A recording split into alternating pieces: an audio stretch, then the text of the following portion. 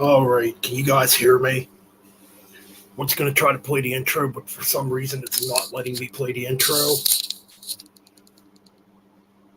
Internet's being really slow right now, acting really stupid. So I apologize for being a little late. It seems like every time I want to go live, it does this crap. Anyways, what's going on? Just joshing. John Oyster fan forever. Or I guess Metal John Unearthed. And we got Wyatt Music Life in the house. Hope you guys can hear me. So what's up, everybody out there on this Saturday night? Just having some brewskis.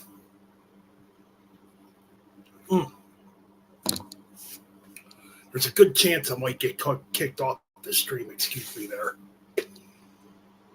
I don't know what it is. Around this time, my internet wants to be stupid. Yes, cheers indeed. Like last night, the fucking stream worked perfect. Everything went smoothly. What's going on, Roger? How's it going, man? Good to see you here.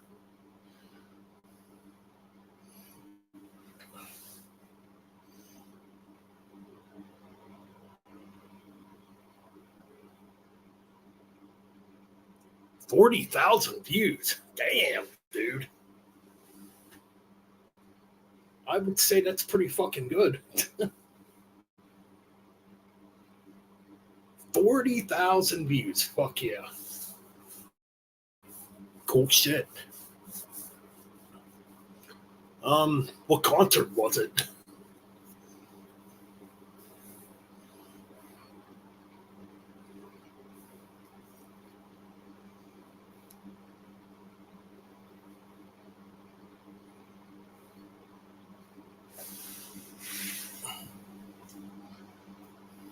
It's pretty awesome though. 40,000 fucking views.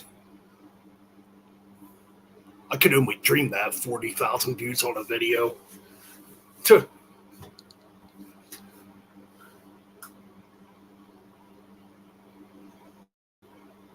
Well, yeah, that would definitely attract viewers. Put up some like obscure 80s metal band. Nobody's gonna give a fuck, unfortunately.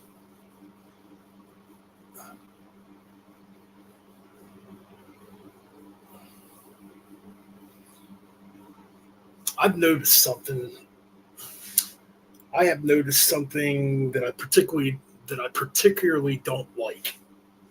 The rise in popularity of new metal again. What's up with that shit? New metal fucking sucks. It's like the laziest form of metal that ever existed.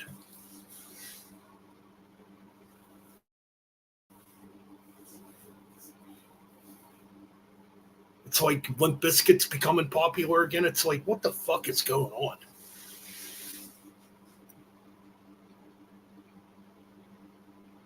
Oh, cool. Can't go wrong with that. What's going on, Nate? Welcome to the stream. Just doing a minor rant on new metal. It seems like new metal is becoming popular again. No, it don't. Funk metal can stay away. Fucking hate new metal.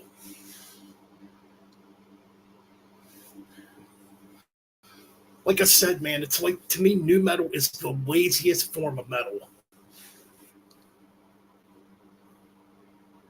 I mean, there's nothing to it.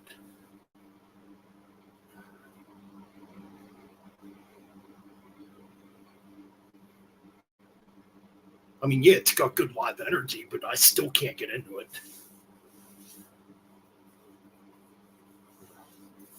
Give me the real shit, man. But I've noticed on Facebook, I'm just seeing people post about new metal. It's like, what the fuck's going on here? Am I living in a damn Twilight?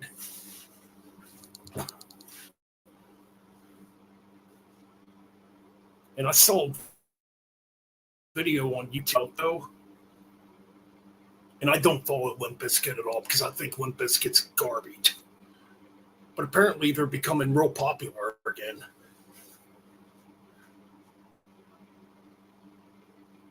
Well, it's weird because I actually like Mr. Bungle. Go figure. I like Faith No More too, but new metal itself, no.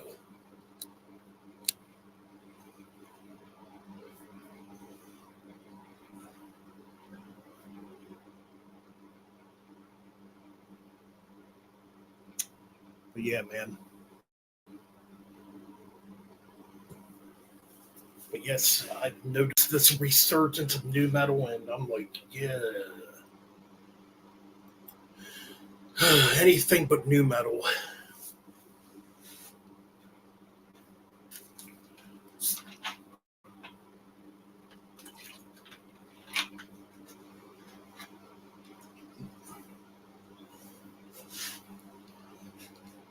Like, there's only one band in that. There's only one new metal band, if you really want to call them new metal, that I liked. Stuck Mojo. I don't know if anybody in the chat's ever heard of Stuck Mojo. And the reason why I like Stuck Mojo is because they actually had guitar solos in their music and actually had some pretty cool riffs.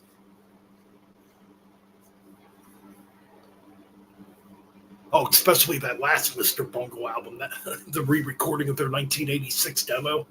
That's pure thrash.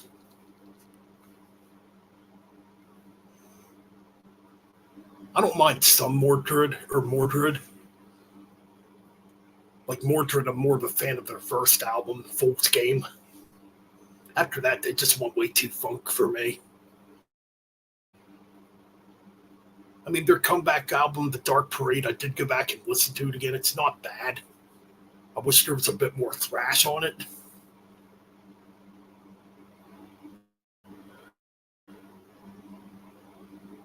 Oh my god, that was my favorite album of 2022. That Mr. Bungle album.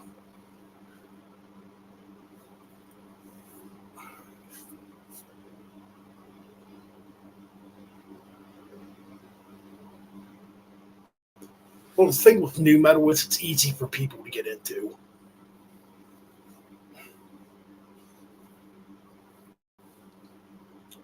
It's very easy for people to get into. Yes, back when the first Slipknot album came out, I did buy it because at the time I thought it was different. I bought Iowa too when it came out, but after that I just got bored with it.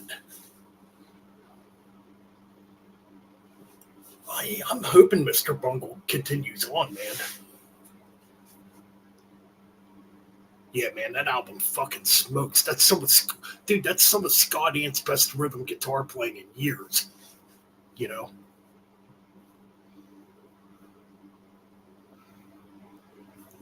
see, it's kind of weird because okay, the thing I don't, well, I pretty much mentioned what I don't like about new metal. I don't like the simplicity of it.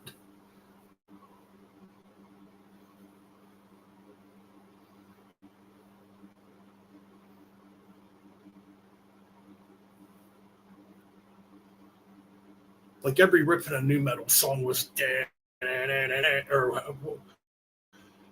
what's like a basic new metal riff?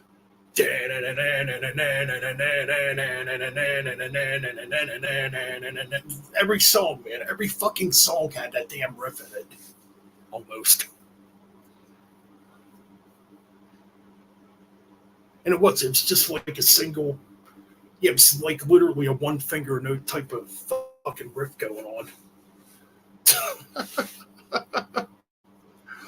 Oh shit, man.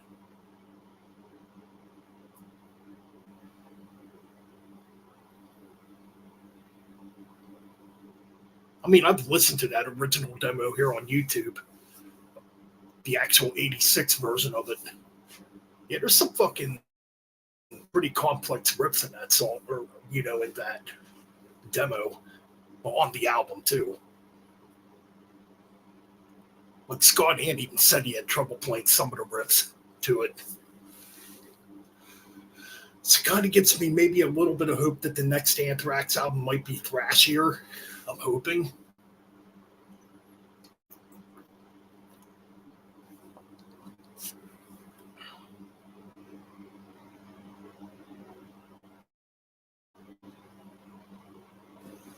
Yeah, funk metal, just not for me.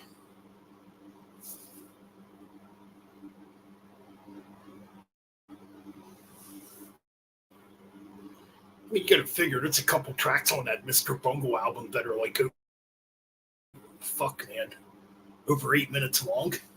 And it's just like constant fucking, you know, you're definitely getting a workout on the rhythm section.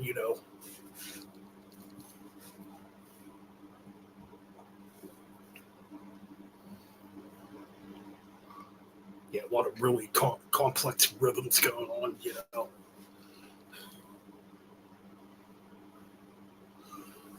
Funk metal was like Scatterbrain, maybe Mordred after, yeah, Mordred after the Fool's Game album.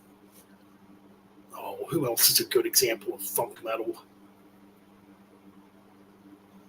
I'd say Red Hot Chili Peppers, but there's not much metal in Red Hot Chili Peppers. Maybe a little bit on some of the earlier stuff.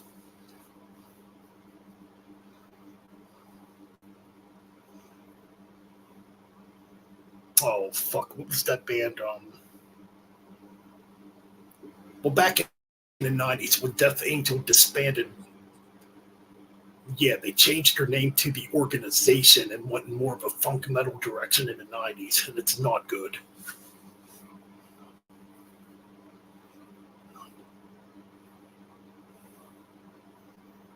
I mean, I guess you could say Sublime is funk. I don't really hear much metal in Sublime either.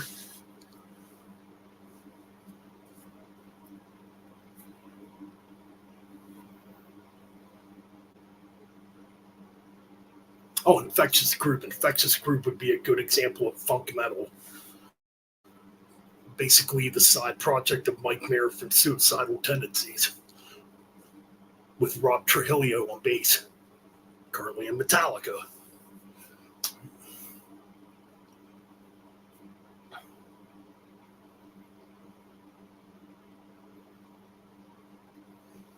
I mean, I'm not going to deny that they're not bad musicians. It's just I can't get into it.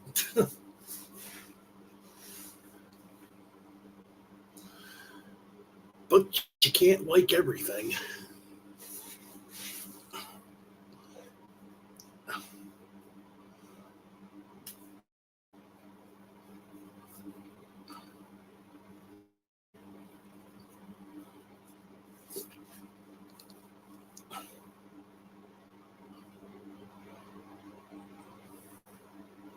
Um, I'll definitely say this one thing good that's come out of the metal underground over the last 2 years is this resurgence of death metal. There's a lot of fucking good death metal coming out.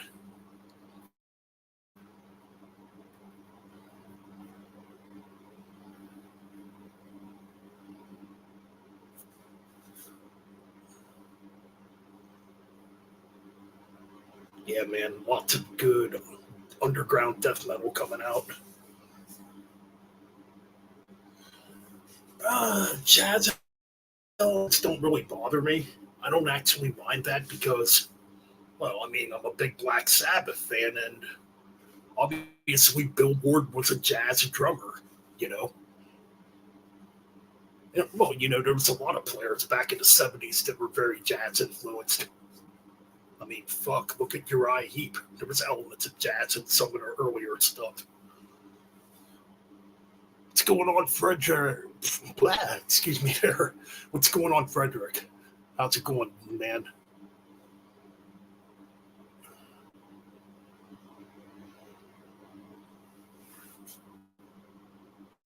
Plus, there's a lot of jazz and death metal, too.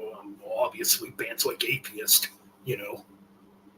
Cynic, if you want to call Cynic death metal, really. Like, Focus to me is not really a death metal album. Like, their demos were more death metal than what, you know, Yeah, the Cynic demos were more death metal than Focus was.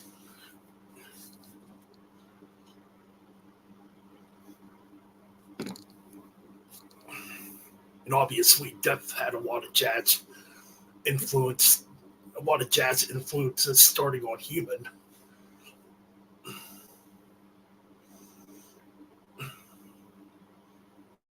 So yeah, I don't have a problem with jazz being in metal.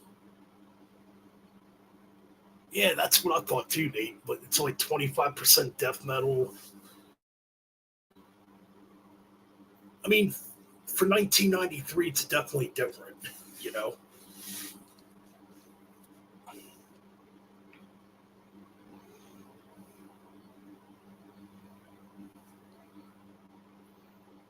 Oh, cool. So you were on Chris's channel over at Metal Mania. That's really cool.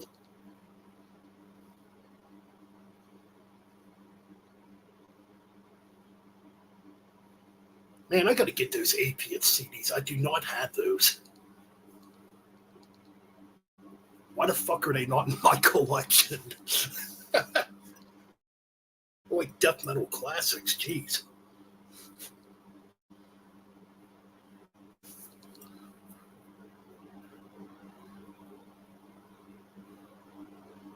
Then Pestilence, the band Pestilence, they did an album back in '93 that had a lot of like jazz and it had like a lot of jazz stuff in it.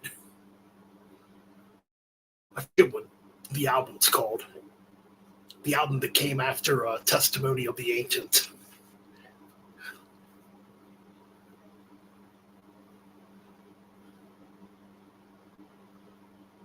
See, if funk's not overused, I don't mind it. Like if it's just in a part of the song, okay, that's fine. But if it's on a whole record, forget it.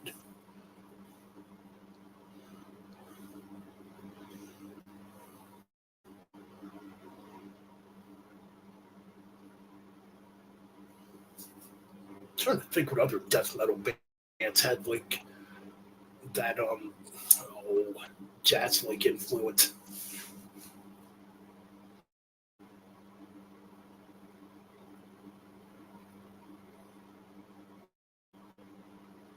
Yeah, Blind Illusion actually did. You're right.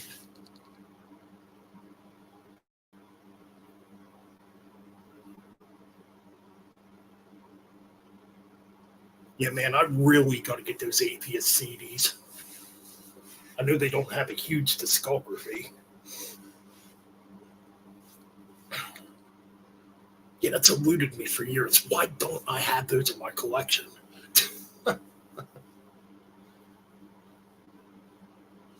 I think what it is, I went through a spell where I was not much into death metal.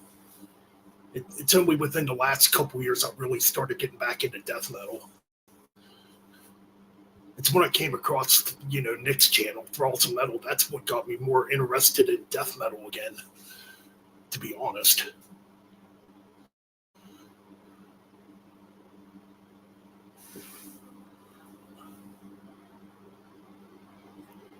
Like me, I've always been more into thrash metal myself. Thrash metal, obviously traditional heavy metal, power metal, new wave of British heavy metal. That's always been my kind of metal. But yeah, I'd say within the last 2 years, 2 to 3 years, is when I started getting more back into death metal again.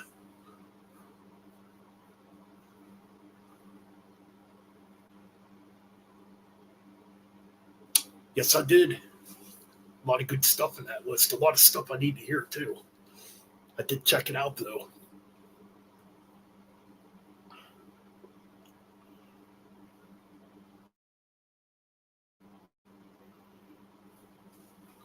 I mean, well, yeah, obviously the old death metal bands will always be legend, but I think there's been some decent ones coming out.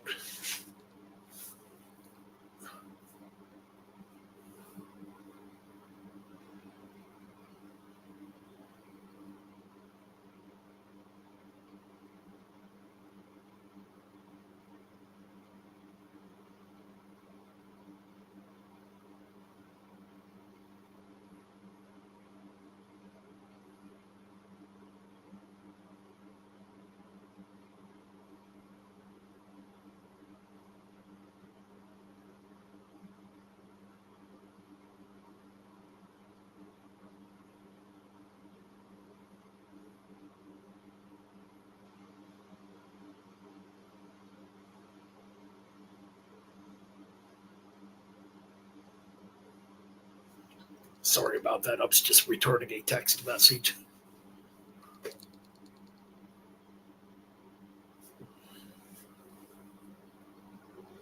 I mean, I'd say the majority of the newer death metal bands I've heard have been pretty good so far.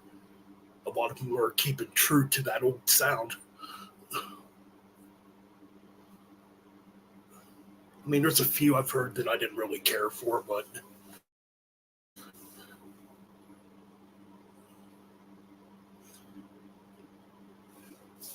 so I'm gonna do my list for 2024. Blah. What am I saying? For 2023, probably. Oh boy, let's see. There's still a couple CDs I want to get before I do my list.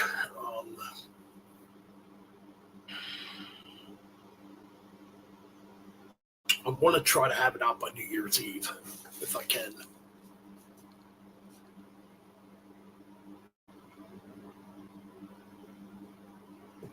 Oh, no worries, Frederick. It's only sexting.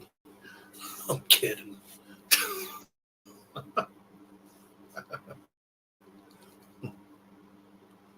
Oh, shit.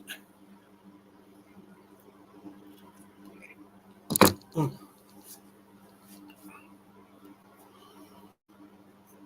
I mean, this year, man, there was so many fucking albums that came out.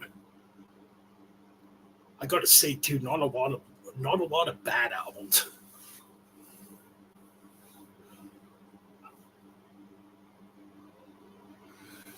Dude, it's getting harder and harder by the year to do these lists.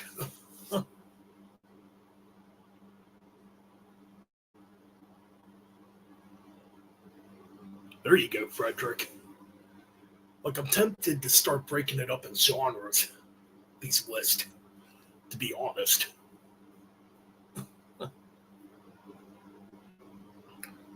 Gotta see, though, there hasn't been a lot of thrash metal that came out this year. I mean, you had the new Overkill album. What else came out as far as thrash metal?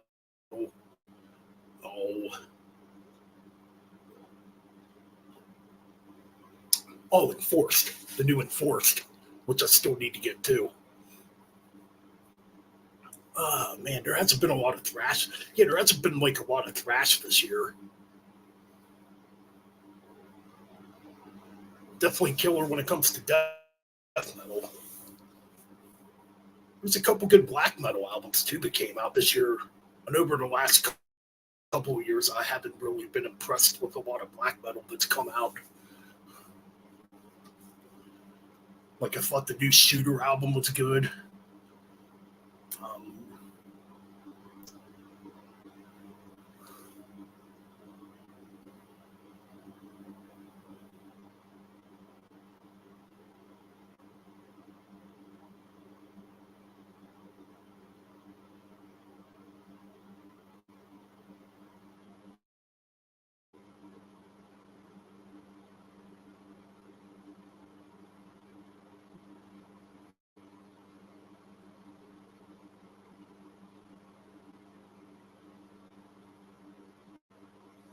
all right.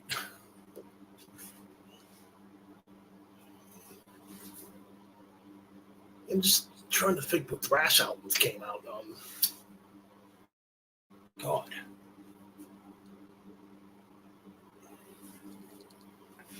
Yeah, like I said, there wasn't a lot of thrash that really came out this year.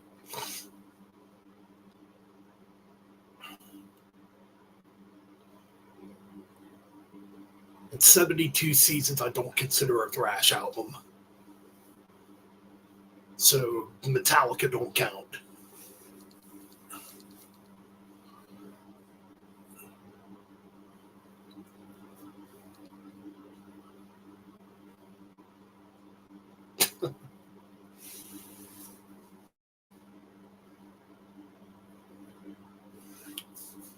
That's another thing, man. There's so many albums to come out.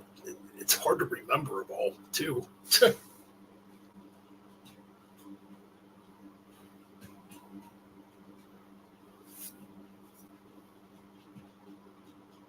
lot of killer re-releases came out this year, too, you know.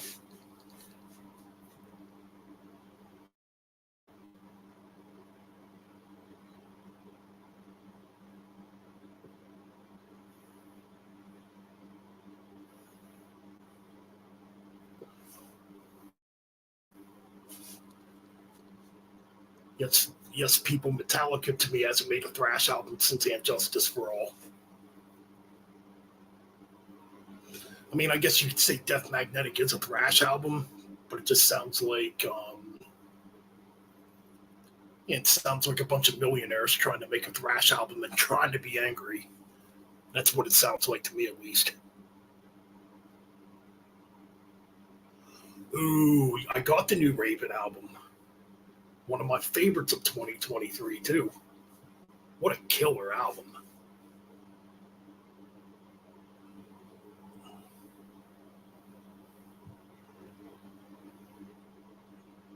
Absolutely killer album.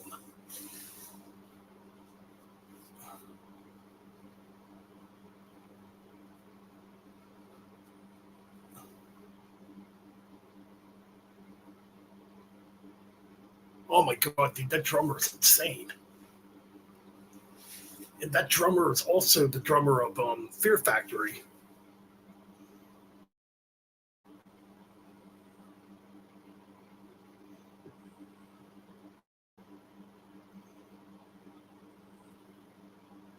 Ooh, Destructor. There we go. That's a killer band.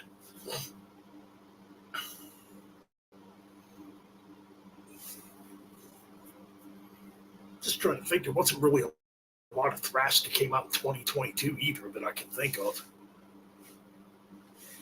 Oh, you had the new Creator album in 2022. If you want to call Megadeth's the Sick, the Dying, the Dead of Thrash album. I mean, it's got thrash in it.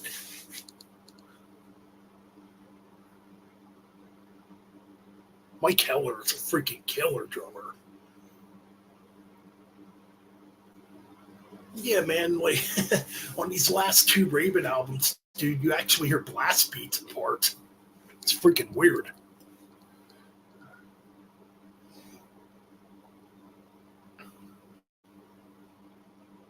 I'll have to check that band out. Dude's a crazy drummer.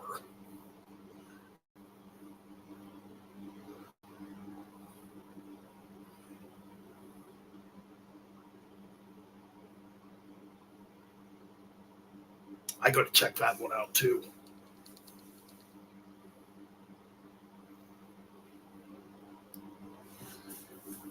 Yeah, like I would definitely say this year was dominated by death metal. There's a lot of death metal. Yeah, there was a lot of death metal in 2022 also.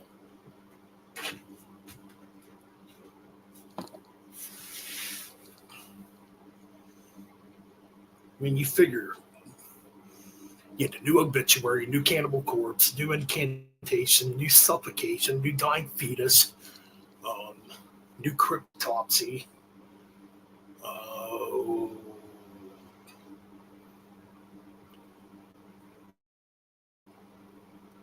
a bunch of other stuff.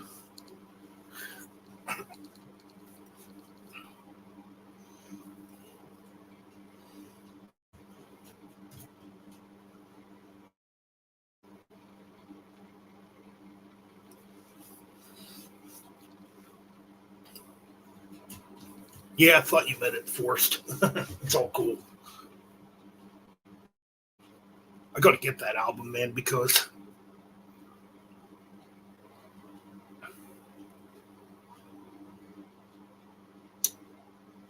their last album, Kilgrid, was a killer. But this one's definitely much faster.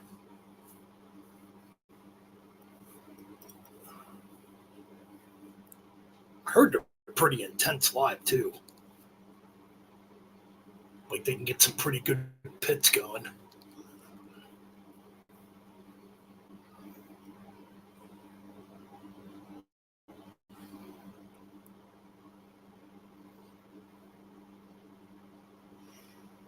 Man, I got to get that new Dying Fetus.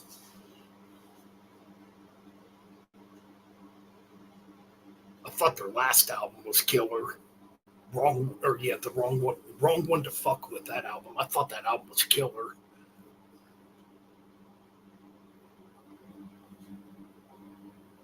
Oh yeah, Hell Witch. Keep hearing about that band. That's one I got to check out.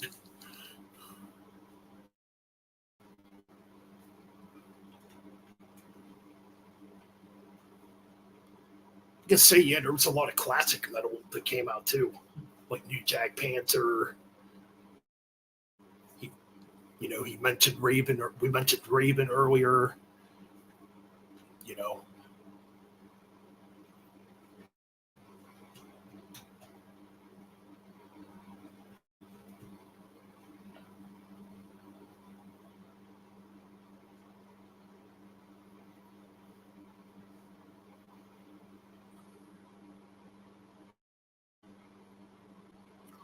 yeah, definitely like what I've heard from the new one.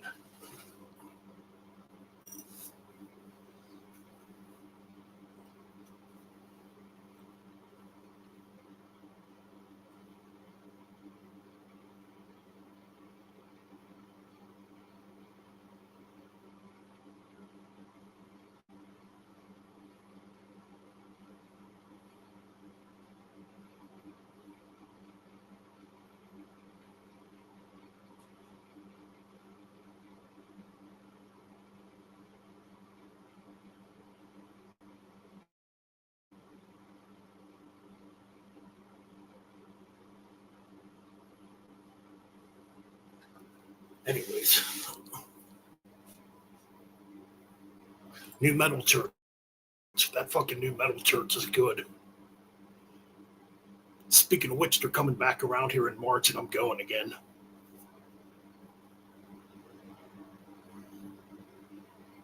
I mean, 2024 so far looks pretty stacked to begin. Obviously, a couple big ones: new Judas Priest, new Bruce Dickinson.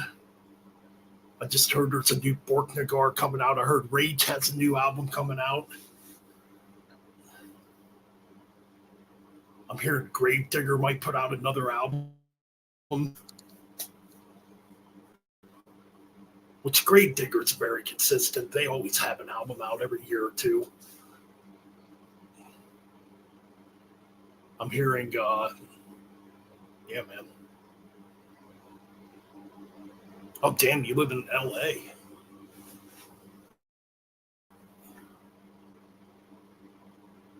Like LA, California, or Louisiana.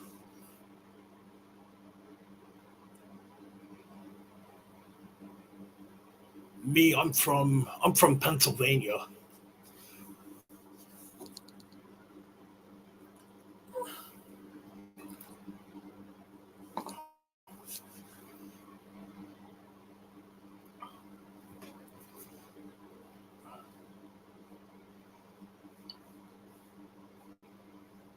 Ooh, LA, California. Okay.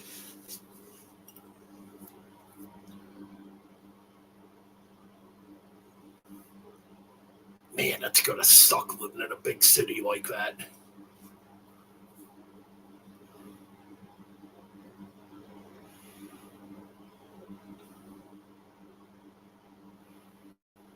Even though back in the day, California had one heck of a metal scene, obviously.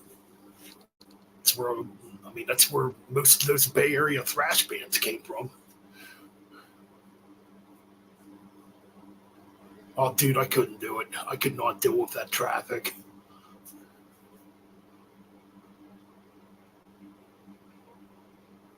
I heard the cost of living's pretty brutal too.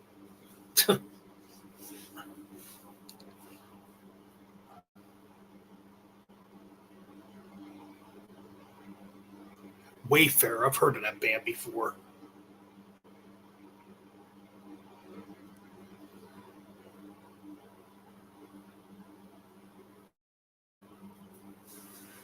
Oh yeah, man, Frederick, that new Limp Bizkit's such a damn masterpiece. Let me tell you.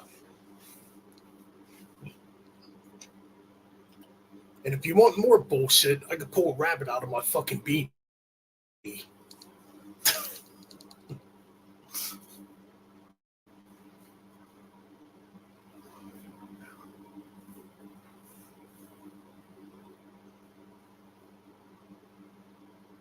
Yeah, there is a new Lizzie Borden album coming out, but man, I did hear. Well, this came out a while ago. I did hear a new song. I did not like it.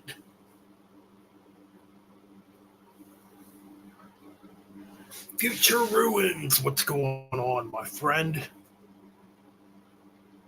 Yeah, I'm doing good, man. Just sitting here talking about metal, talking about stuff that came out in 2023, talking about this death metal resurgent,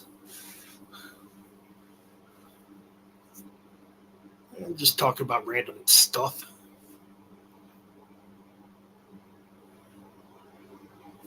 But yeah, I did hear one of Lizzie Borden's new songs. Oh man, when did I hear that? It's been a while, man. In fact, I'm thinking that Lizzie Borden song came out way back in 2022. I did not care for it.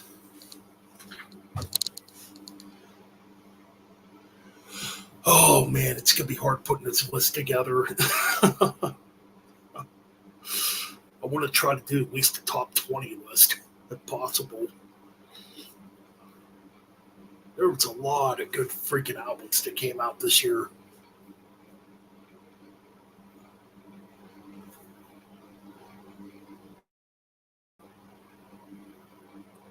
Gets harder by the year, man. Karen, what's up, Karen?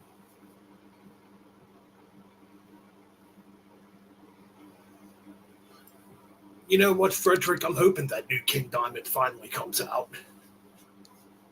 Apparently, there's going to be another Merciful Fate album, too.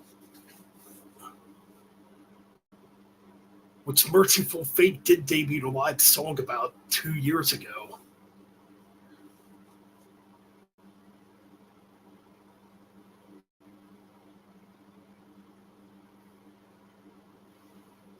Well, that's good to hear, Karen. Good to hear that you're feeling better.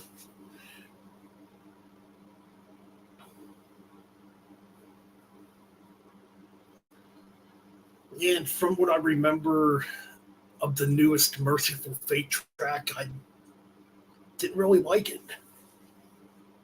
Then again, it was like a really rough live version, so, you know. Oh, man, you know what anymore? I don't know because he put out that one, he put out that one song like way back in 2019. I think it's in 2019.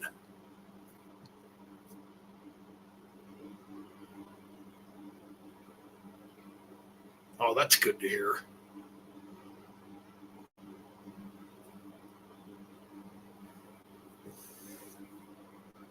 I mean, King Diamond really doesn't have to put out another album. I mean, he's got one heck of a back catalog, you know. It would be nice because it's been so long, you know.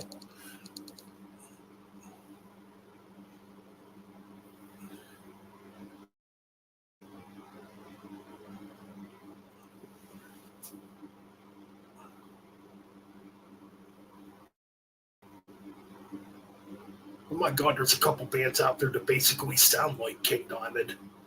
Let's see, you got that band. Well, they're a little heavier. There's a band called Them. The vocalist sounds a bit like King Diamond. Oh, what's that other band? Oh, the band Attic. Attic sounds a lot like King Diamond.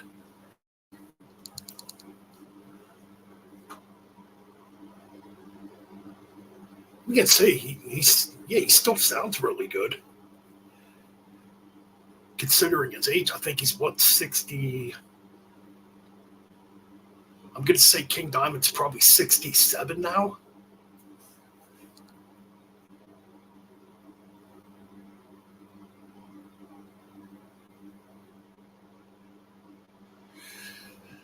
I don't think Jeff Waters has to do that.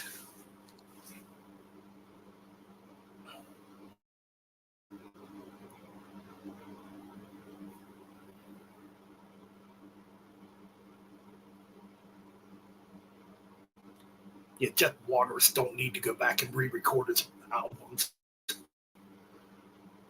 or songs, whatever. Bullet, what's going on, Bullet? Welcome to the stream.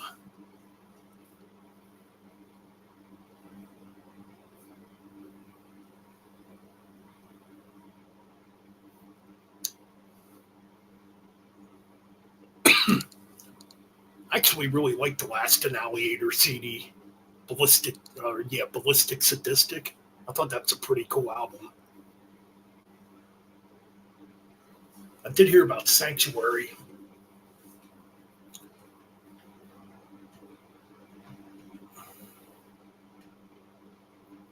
Yeah, apparently Sanctuary is going to have the vocalist from Witherfall do the vocals, and he does sound a good bit like World Aim. What's going on, Ryan? How's it going, man? Good to see you all here tonight.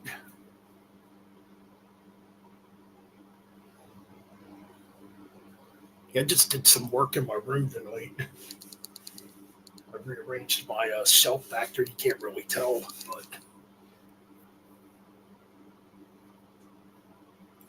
I need to get some shelving for all these CDs I have. It's probably the next thing I'll work on.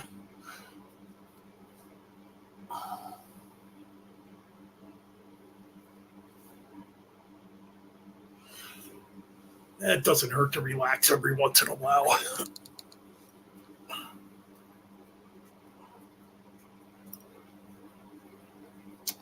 Not at all.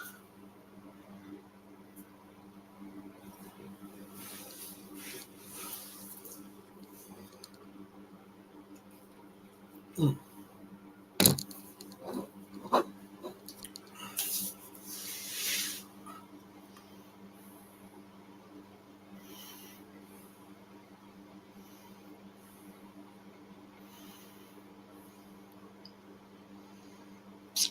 Oh wow, 13 people in the chat room. That's cool. I mean, if anybody wants to come on, I can send links.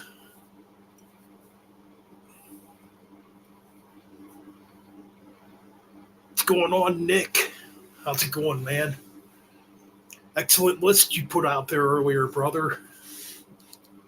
Some stuff in there I definitely need to check out.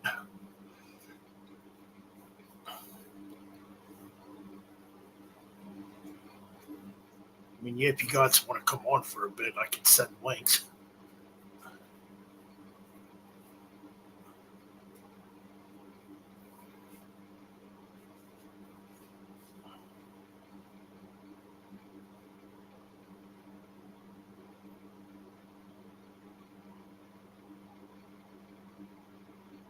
Oh, cool.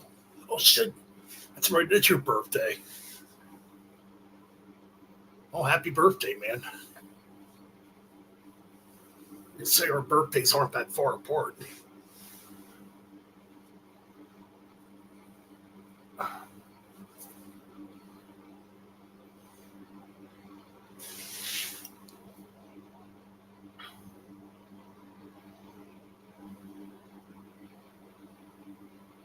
Oh, yeah, that's right. It is the 18th, the day after my mom's birthday. Because my mom's birthday's tomorrow. Fraser, what's going on, man? Haven't seen you around here in a while.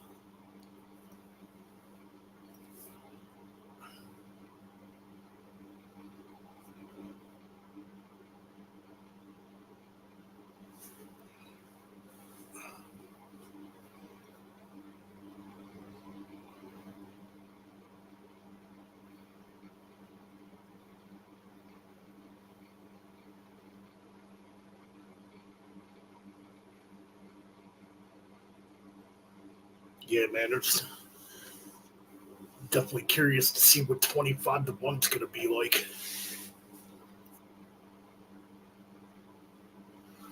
All right, guys, I'll send you guys links if you want to come on. Hold on. That way I can give my voice a rest for a little bit. All right, I'll send some links here.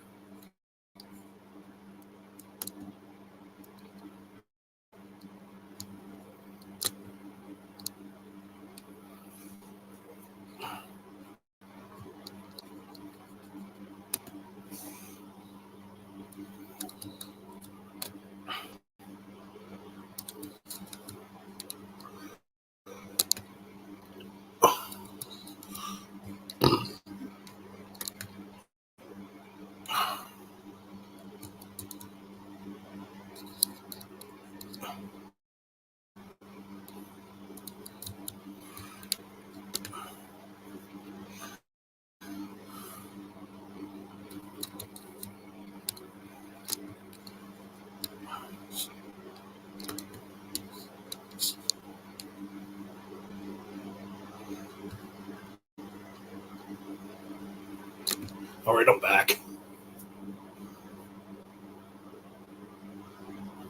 Good, any cool shows as of late, Frederick? Or, not Frederick, Fraser.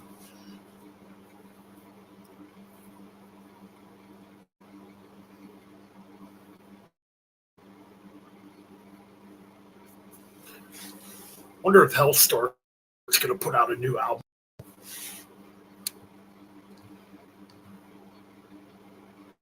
I did see James LeBray put out a covers album. I actually kind of forgot about that album, to be honest. What's going on, Ryan? Not much. Not too much. Like I said, just relaxing, playing some video games. Yeah, same. Playing some video games as usual. Hold on, man. I gotta do something quick. Fair enough. Hey, Nate. Hey, Frederick. Hello there, Fraser. Nick, I'll see you soon. Why, I'll see you soon. Now I can hear you. Cool. Josh. What's up, Karen? What's up, Bullet? Just going through it. Hey, Jimmy. Nice to see you. Unless you're still here, Jimmy. It's nice seeing you in here. You're in here. I thought I heard a while ago there might be another Hellstar album. I think I did hear about that, yeah. I could be wrong. Yeah, Wyatt will join here shortly. All right. Excellent.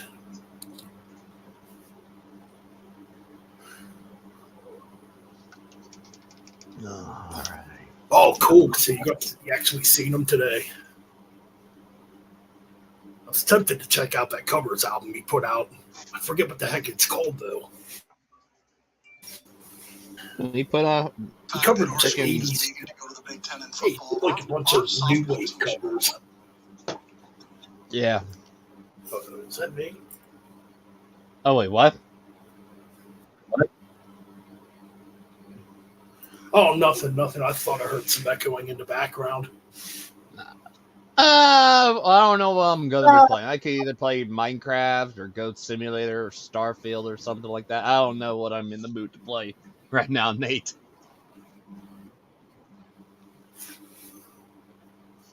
Excellent. Well, looks like we're getting GTA 6 sometime next year. No, 2025. 2025. We have to wait a while. Ooh. It said 2025. Oh, that's Xbox. Now. Yeah, that's when it's coming out. 2025. No concrete date, just 2025. I'm on Xbox, Nate. What's up, speaking? Like I said, hey, Frederick, you want to come on too, man? I'd send Fraser a link too. I've known Fraser for quite a while, actually. I don't think he's never been on one of my streams. All right, so I'll send. Alrighty. What am I doing here? Fraser and Frederick. And Fraser says, send me a link. All right, links are coming. Your first time, I guess, in the stream. First time, I guess you can say. I don't think he's ever been in here. Yeah. Very first time. I've seen him on another channel. He just said what that channel was too. What channel, Fraser? All right, Frederick.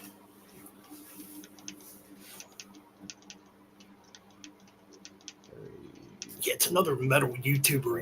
He plays in a band too. I forget his name. Okay,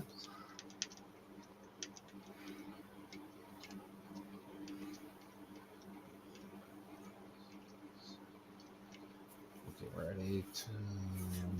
That might be an investment in 2025, either a PlayStation or an Xbox, just to play GTA 6 when it comes out. Yeah. It probably will be on the one of the consoles that I got. I got an Xbox Series S, so it might be on there. It's just probably gonna need to get a probably a bigger hard drive, be able to possibly store it and stuff like that.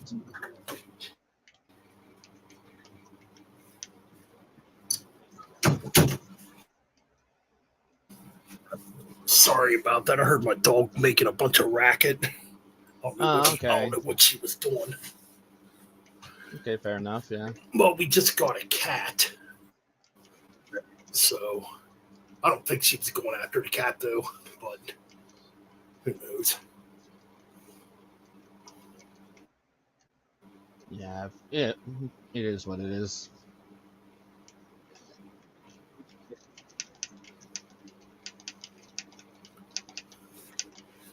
I'm not like as video game equipped as I was a long time ago. Yeah, I still am. I'm not at your age yet, Ben. Getting there, but not quite there yet. Hey, still got a ways to go. Yeah. Shit, we just got a cat like a month ago. Cute little fucker, but he likes to get into things. Yeah, that link should have sent. I hope I didn't. Let me double check here.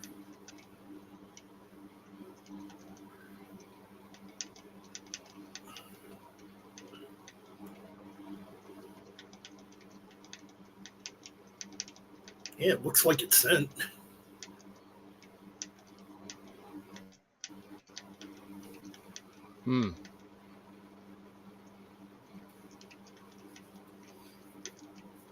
Interesting.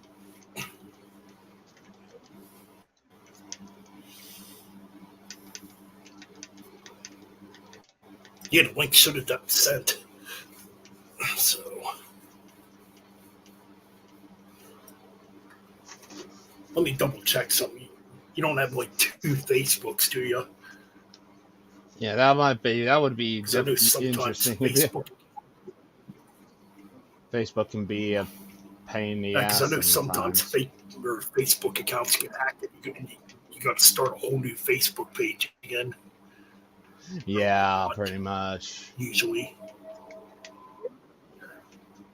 Let's see. I'm going to look now. I think he has 2 of them, though.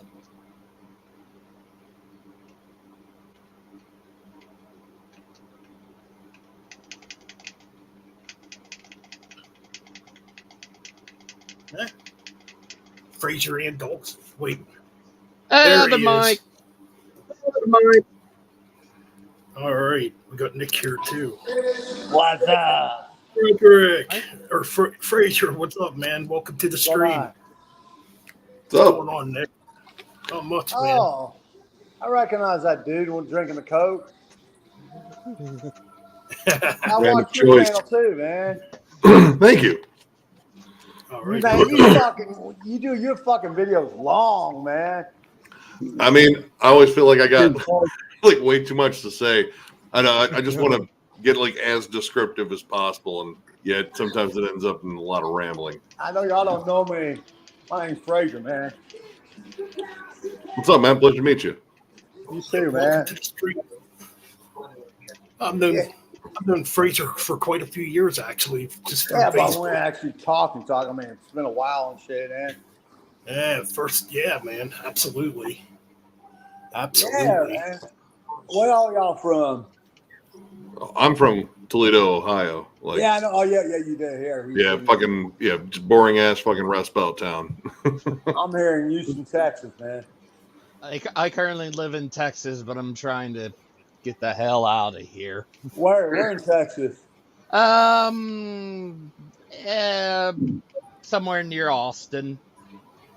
Oh yeah. Yeah. I'm here in H-Town, man. I mean, yeah, it's a bustling metropolis there, you know. Yeah, I don't want to go anywhere near Houston at all. I'm between Detroit and Cleveland. That's enough city for me. Yeah, that's cool, man. Yep. Oh, I saw you, Nick. I saw your interview with, God damn, was it you? Oh, God damn it. Crystal Minton. Dude, And, hey, I commented on your thing. I actually know Matt Hefner, man. oh, you do? Wait, you know? Oh, yeah. Yeah, the drummer. Yeah, okay, I remember that comment. Yeah, it was me. I actually know him, man. Dude, his drum work is fucking phenomenal on that. Yes. And I'm going to go ahead and say it. I shouldn't say it, but actually working on another Implication album. Badass, dude. It's actually, I want to say, because we saw him at MDF, and they said something about like getting back to the studio and working on a new album. It had been a little bit. Yeah. I actually know Matt Hefner for a long. I know him, he's the youngest guy in the band and shit. Because I don't know if you know, the original drummer passed away. Yeah, he also did keyboards too, if I remember right. It wasn't long. Actually, it was during the pandemic, wasn't it? Yeah. Yeah. I knew Ruben. His name's Ruben Dog. What's going on, George? I knew him from What up? freaking years, man. Not much. Dude, Yeah. I didn't know about Imprecation until we reviewed them, like the last album they put out. You know, I just heard about them, saw the description. A lot of people said, "Oh, yeah, they're kind of like Texas's Incantation." I was like, "You had me in Incantation." Oh, And, yeah. I just saw Incantations a few weeks ago. I actually know John too.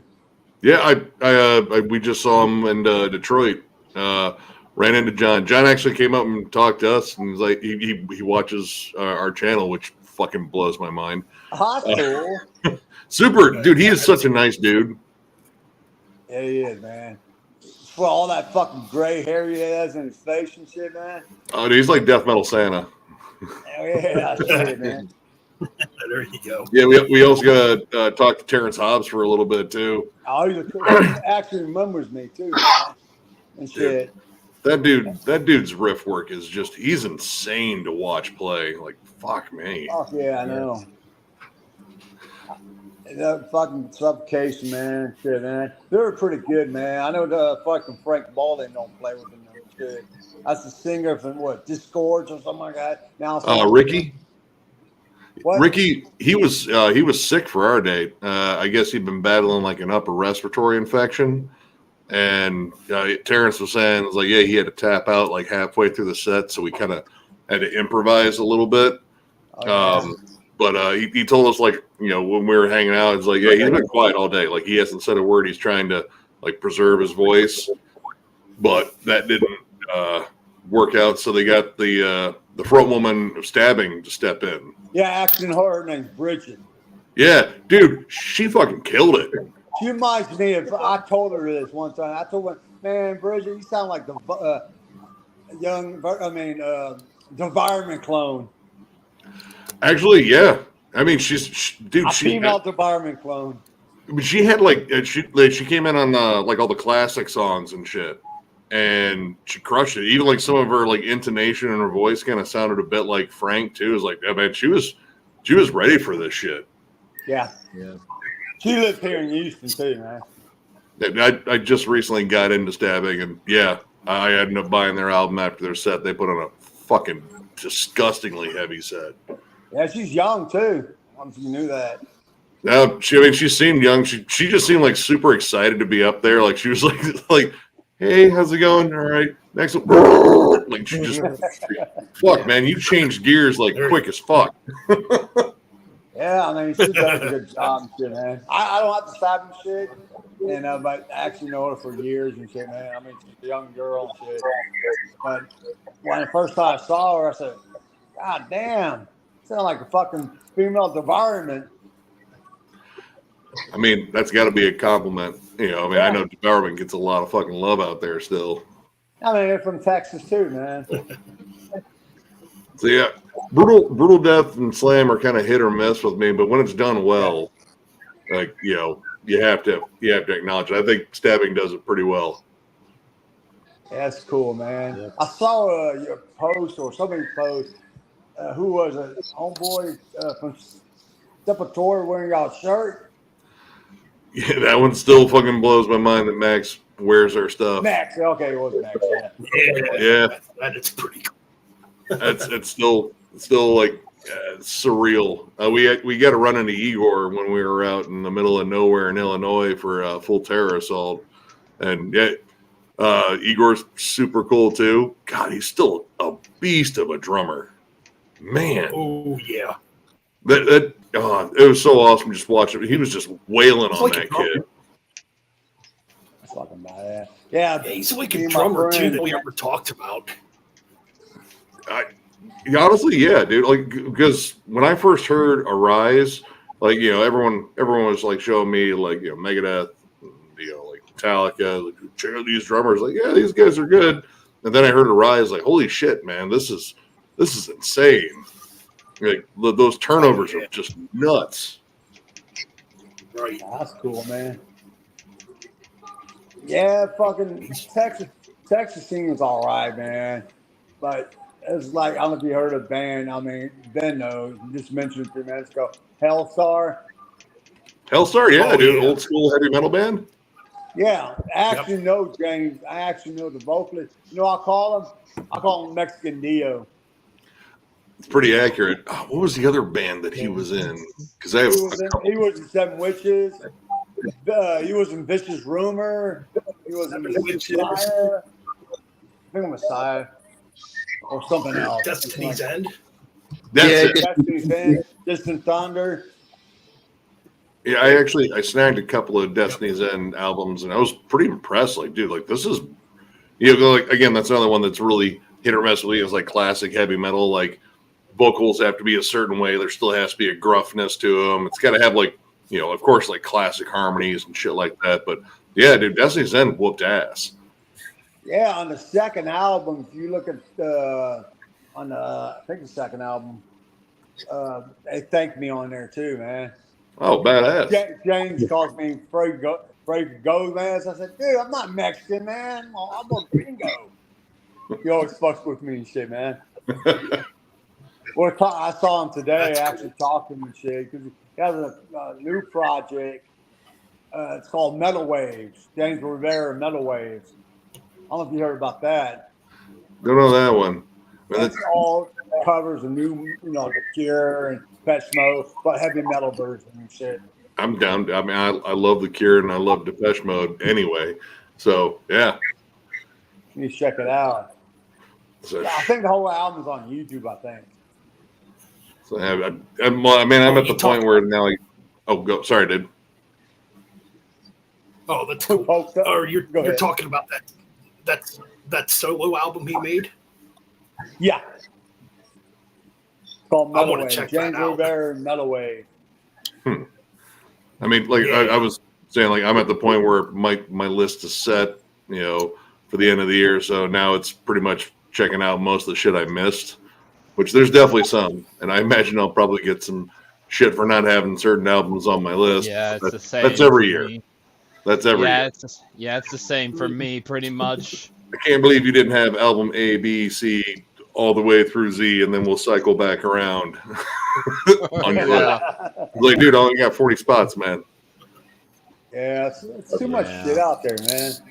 This year in particular, I just feel like There just is. release after release.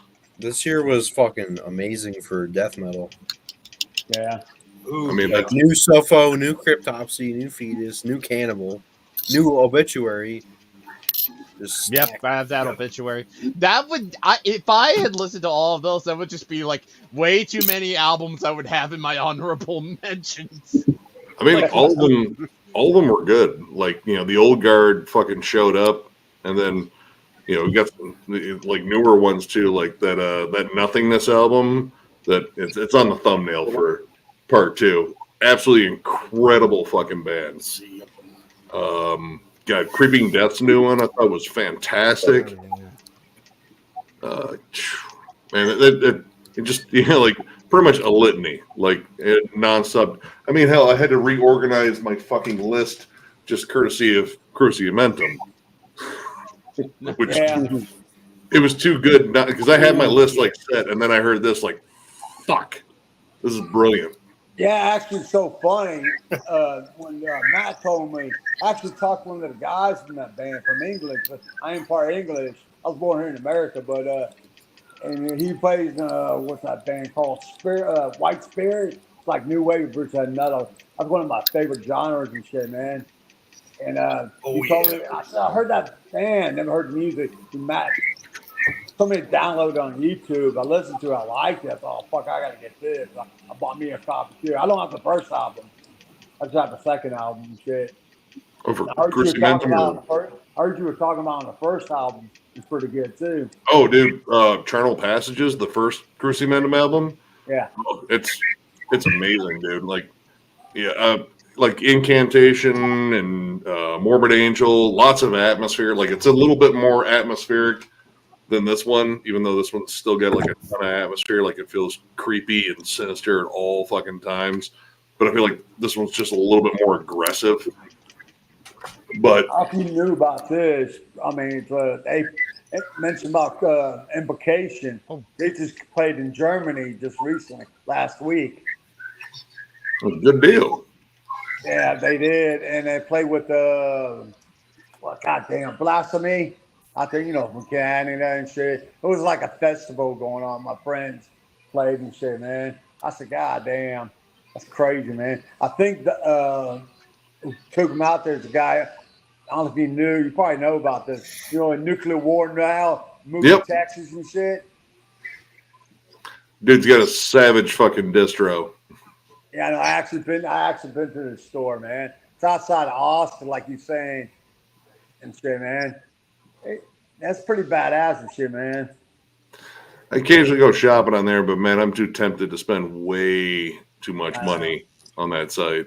Like it's bad enough just going to like $20 spin and like Caligari. Like there's so many good distros out there that are just chock full of fucking like underground gems right now. It's just too much temptation, and I got Christmas shopping I still gotta fucking do. There's another label. I know everyone knows about that because I heard you talking about Hell's Headbanger shit. I know Hell's Headbangers. Buddy, sorry, man. One of my friends does a channel too called Jamming Out Badass. And just a couple days ago, he interviewed Justin J Dog and shit. He's been on there. That dude's a character. So someone brought him up in the comments of one of my videos, like, "Hey, he's from Ohio, like you." I was like, "Yeah, he's out in Cleveland. I'm out in Toledo." How far is that from y'all? Cleveland's about an hour and a half drive. Like, I mean, the way I drive, it's an hour. You ever met him? You ever met J Dog? I've seen him. I've seen him at one show. I saw him. It was There he is. Camel Corpse. Yeah, it was Camel Corpse, Dark Funeral, and Immolation. Oh yeah. Yep, he was there, and it was like, oh shit, that's him. A little bit shorter than I thought he'd be. He looks pretty big guy, man. Oh no, he's like fucking cock diesel. Yeah, no, Like, he was like man, he just looked like he'd be taller. Oh yeah. Well, how tall are you, Nick? I'm about 6 foot. Oh, I mean, very, very average height. yeah. Yeah, he's definitely shorter than 6 foot. I guess like 5'8", maybe. Oh wow. That is short. I'm like 5'9", I think. Well, you're young. You still got like growth spurts, right? Well, I don't know. I mean, I'm 22. I think I'm done growing. Oh, with that attitude, you're definitely done growing. I'm pretty sure I've been at this height since 16. I ain't growing anymore. You say you're 24? Oh, I can hear you. Oh, Ben's having problems. Are you there, Ben? Nope. You lost me. I think honestly is when he gets too many people on because it splits his bandwidth, possibly. Well, he was talking about like before anybody joined that his internet was bad. Oh, all right. Hopefully he gets that squared away. Yeah, definitely. Is he go wireless or is he like hardwired in? I have no idea. Probably wireless. I don't know. I mean, mine's wireless, but the modem's like legit in the other room, so I still get like a pretty good signal here. Damn. I think my family's is like in the laundry room, which if I got out of here, it's garage and then laundry room, so it's only 2 rooms for mine.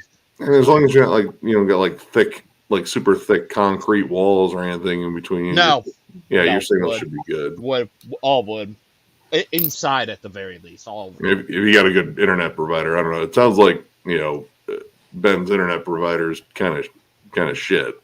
Yeah. Oh, mine is shit too. I got fucking Spectrum. And yet you're somehow in here and defeated. I mean, I've only seen it like issues once or twice, but I don't know about like download speed and upload speed and all that shit. Like I know it takes a little while for me to like upload videos and shit from here, but yeah, it's not a higher work or like connection, so that's kind of to be expected. yeah. Yeah. Well, hopefully Ben gets back on here. But yeah, this show last Saturday, Suffo at Albany was fucking amazing. Dude, how was Ringworm? Ringworm was pretty good. Yeah, I never heard them before. They were really cool. That's some fucking Cleveland fucking hardcore right there. That's Ohio shit. Yeah. I was disappointed that Suffo didn't play Thrones of Blood. It wasn't in their set list when I saw them either. Like they played 4 songs from the new album. They could have easily swapped out like Dim Veil of Obscurity for Thrones. I mean, they played Pearson Within. Of course, they played Infecting the Crypts. Of course, they played Legion of Veracity. Yeah. I mean, we got a lot of like the hits out of there, but I mean, Thrones of Blood. Like, well, like I want to say my first 3 Suffocation shows they opened with Thrones of Blood, so I got used to that as an opener. And then I think it's MDF. I've seen them 2 other times this year. I think they opened with Thrones both those times. Yeah, it's one of my favorite songs. That was the only disappointing thing. Well, I mean, I felt bad that Ricky was fucking sick for that one. But yeah, I was kind of hoping. But I don't know. Like for me, again, like the first 3 times seeing Suffo, them opening with it, like that's like set as the opener in my mind. Yeah. I mean, at my show, like Ricky sounded fine actually singing, but his talking voice was a bit like kind of cracky, I guess. Well, I mean, he probably had to press. I don't know how many full sets he actually did after our date, but that was back in November. I don't know. He might have blown out his voice a little bit. Yeah. I mean, that's tough to try to get around. Yeah. I mean, I still think he sounds sick either way, like on the new album, especially. Oh, he sounds great on there. Yeah. I think, like, I liked Kevin's voice, but I think Ricky sounds like a bit more powerful. I think. Oh, hold on here. Okay, all right. Sorry, I was in the private chat. Ricky's the fit. Like Ricky fits what Suffocation does. I mean, he should. He's been doing it live for years when Frank wasn't available to tour. I mean, Kevin's definitely stepped in too, but I don't know. Kevin has that more clear enunciation, and I feel like what he's doing in Alluvial is solid anyway. So, I mean, I'm grateful we got Alluvial. I mean, I'm really looking forward to the new EP. I mean, 3 of the 4 songs are already out, but I just got to jam the other ones. I haven't caught up on a lot of the new song drops. Like I know Ben was talking about the new Borknagar, which I did jam that today. It's pretty good. I totally forgot Vintersorg wasn't in the band anymore. Actually, like a lot of the people that I would like associate Borknagar with aren't there. Like no Ivar from Enslaved. But there's also, ICS Vortex is still there. So it sounded good, like, good folky sections, some good straight up, like, epic sounding black metal. It's still got a lot of proggy stuff. I checked out the new Spectral Voice track, which is 12 minutes of atmospheric, disgusting sounding death doom. Like, it's even more cavernous than the first album, I think. Hey, I want to ask y'all a question. What do you think? Okay, talking about Spec Boys or Blood Incantation. I didn't like the third album. Time Wave? Time Wave? I'd say, all right. I like it for what it is, but it's not. It's not something like, oh man, I'm in the mood for Blood Incantation. Here's You're gonna want to go after their first two, probably. I'm gonna eat these mushrooms. I'm just gonna lay down, put on some Time Wave Zero. I actually used that album to fall asleep to a couple times. That's what it's really good for. Like it's. I mean, it's kind of calming, I guess. But yeah, no, that was, I don't want to say like a misfire, because they told people flat out, like, we're gonna do just a synth, like a dark synth thing, and it's not gonna be indicative of our direction overall. It's just gonna be something we're gonna do. And I think people forgot, because like, oh, come on, you're not gonna do that. And then they did that, and then people lost their shit. Like, I can't believe they did this. What the like, dude? They legit told you. But people are stupid sometimes. I think they just forgot and reminded them. Like, yeah, they said it, but yeah, like, I'm a fan of it, but not in the same way I'm like a fan of like their previous stuff. Like Starspawn and Hidden History of the Human Race. I think that's right. Yeah, I love those albums. That EP in between there too was really good. The new one, the new single, it's kind of an EP. I mean, they're two really long songs. I thought it was good. I liked the first song a lot more. The second one was like, all right, you're still trying to do the synth thing and kind of blend it in. Yeah. Any word on Ben? Oh wait, how did you get in? Did he add you or something, Wyatt? I don't know. Oh, I guess he added you in while he had some. Well, yeah. Had a little bit of the internet and stuff like that. No. Yeah, I know. I like Blood Incantation. I think they need to put out an album though, like an album that is like indicative of what they actually do. Again, just kind of remind people, because I feel like they've done a lot of experimenting and not enough like just getting some like new death metal outside of like 2 new songs. And only one of them was really death metal. Yeah. So, yeah. I thought it was boring, man. I listened to it. I was like, hell no, man. Sleepy ass music. When we reviewed that one, man, dude, some people were giving us shit for liking it. I was like, what the hell? I was like, no, I like other shit too, but I'm reviewing it. I'm not reviewing it as like, this is supposed to be a death metal album. Like, I know what it was supposed to be, but yeah, I totally get why people didn't like. Some people didn't like it because it's something completely different. Hey, there we go. Hey, Ben. All right, I'm back. Sorry about that. Yes, I did. I'm the one that added Wyatt back in. Yeah. All right, well, Let's just a little bit. let's try to figure out some stuff. Fair enough. Yeah. Hopefully we're good this time. Yep. So far, so good. Hopefully. See, you guys were talking about Tomb Mold. Blood Incantation. Because we were talking about the whole Time Wave Zero thing, and I think, yeah, like I get people didn't like that one because they wanted something that was similar to the last album, which I get, because Hidden History of the Human Race that shit's great. Yeah. I don't know. I'm curious. They need to release again like a full length. Like, stop dicking around with like 2-song EPs or singles or whatever. Like, release a full length and reestablish like all the hype, because I mean, Ben has a lot of hype around him, and Dude, I've seen a lot of detractors. Like any band that sounds like Blood Incantation now, like you're instantly labeled hipster fucking death metal or something. I was like, oh, calm the fuck down. Pink I've panty heard wearing that too. Yeah, It's like, dude. The band Phobophilic. Dude, there were some people fucking harping on them. It was like just fucking Blood Incantation Junior, bunch of fucking hipster shit. I was like, oh, come on, dude. Like, dude, it's still death metal. It's still heavy. It's still brutal. They just want to do some proggy stuff in there too. Like, they're talented.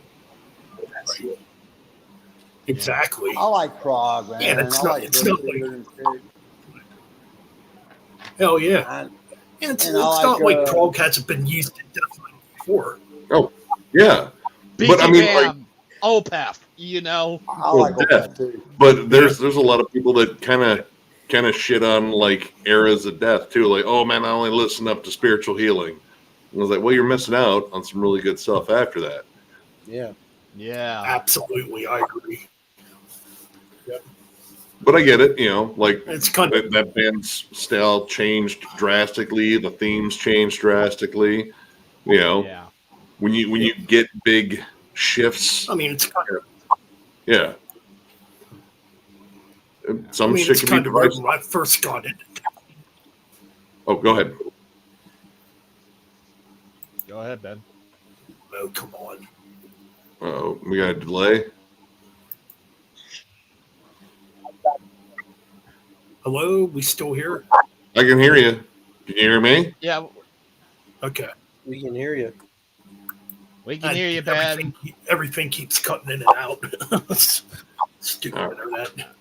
Oh no, I was saying go ahead with your thought, but I don't remember now. Fuck. Oh, we're talking about death and progressive death metal, I guess. Yeah.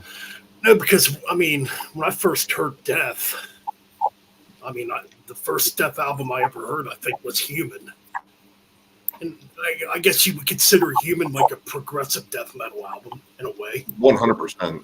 Yeah. That had Gene, right?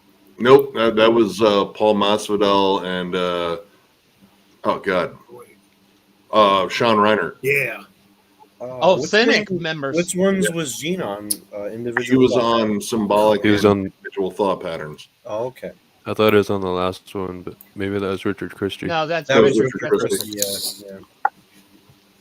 And that was when I guess you could say maybe Sound and Perseverance is kind of prog because he was wanting to go Yeah. in that direction. Oh, at that, that no, point. that definitely had prog. I mean, that was an album. I think a lot of that material was intended to be Controlled Denied stuff. Yeah. But the label were like, nah.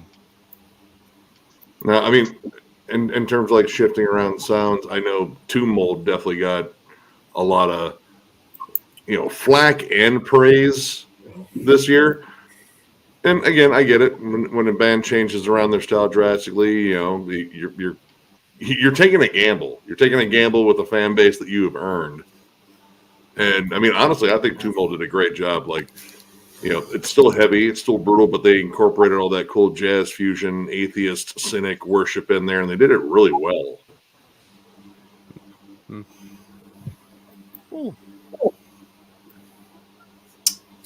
seriously. He's back to having problems again. Nope. Maybe he's gonna go. I guess at this time he left under his own power rather than just be disconnected. Hopefully he'll be back and fix it. Yeah, hopefully he'll be back. I mean, if it can be fixed, like I said, it might come down to his provider just not doing a good job of providing. Yeah, pretty much. So, I've noticed a big change in my channel lately. Oh, yeah? Ryan knows what I'm talking about. Oh yeah, you show me a video you put up and it gotten like over 5-digit views. Damn. I'll look to see if I can find it on here. And the subscriber count is up too. So, Hey, Nick, Wow. Yo. I'm gonna ask you a question. You like this band? Oh, it's that High Eddie. Spirits. Yeah, It's the I don't know if I Eddie. know that one. that's a new Okay. one. Just got it today or yesterday. Yeah, it's I'm not his. sure I'm familiar with that one. That's traditional heavy metal. I mean, I do Yeah, like trad. I've been working on another States of Metal thing, so I've been kind of focusing on one particular genre, going after some sludge metal because I hadn't done one that was just focused on one genre in a while. Yeah, I like them. Let's see. I don't know if everyone heard of Heavy Metal Museum, the eBay thing. The guy runs it. His name's Gary Schaefer. I don't know if you know that name. I know. I think I've heard Heavy Metal Museum before, like in terms of like a store.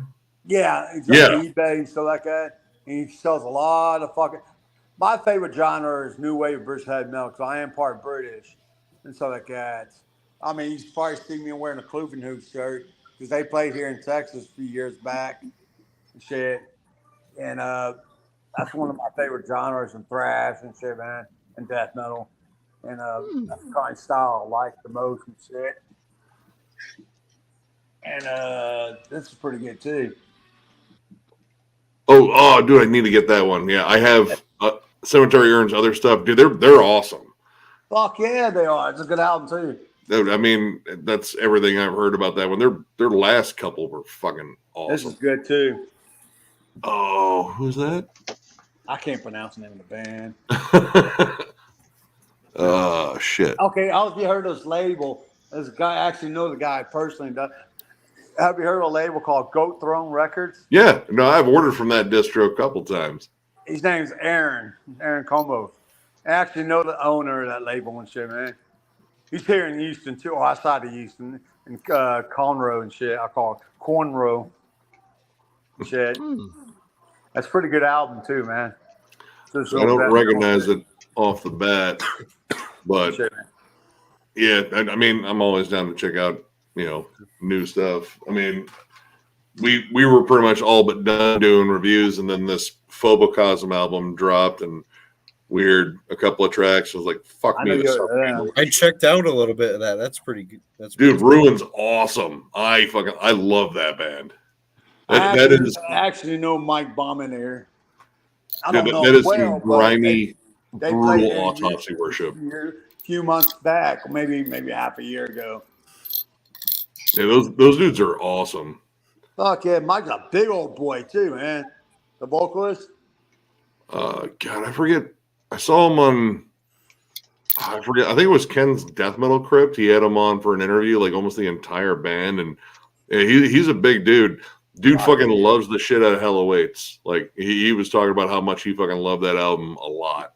I'll probably watch that episode too. Was he wearing glasses and shit?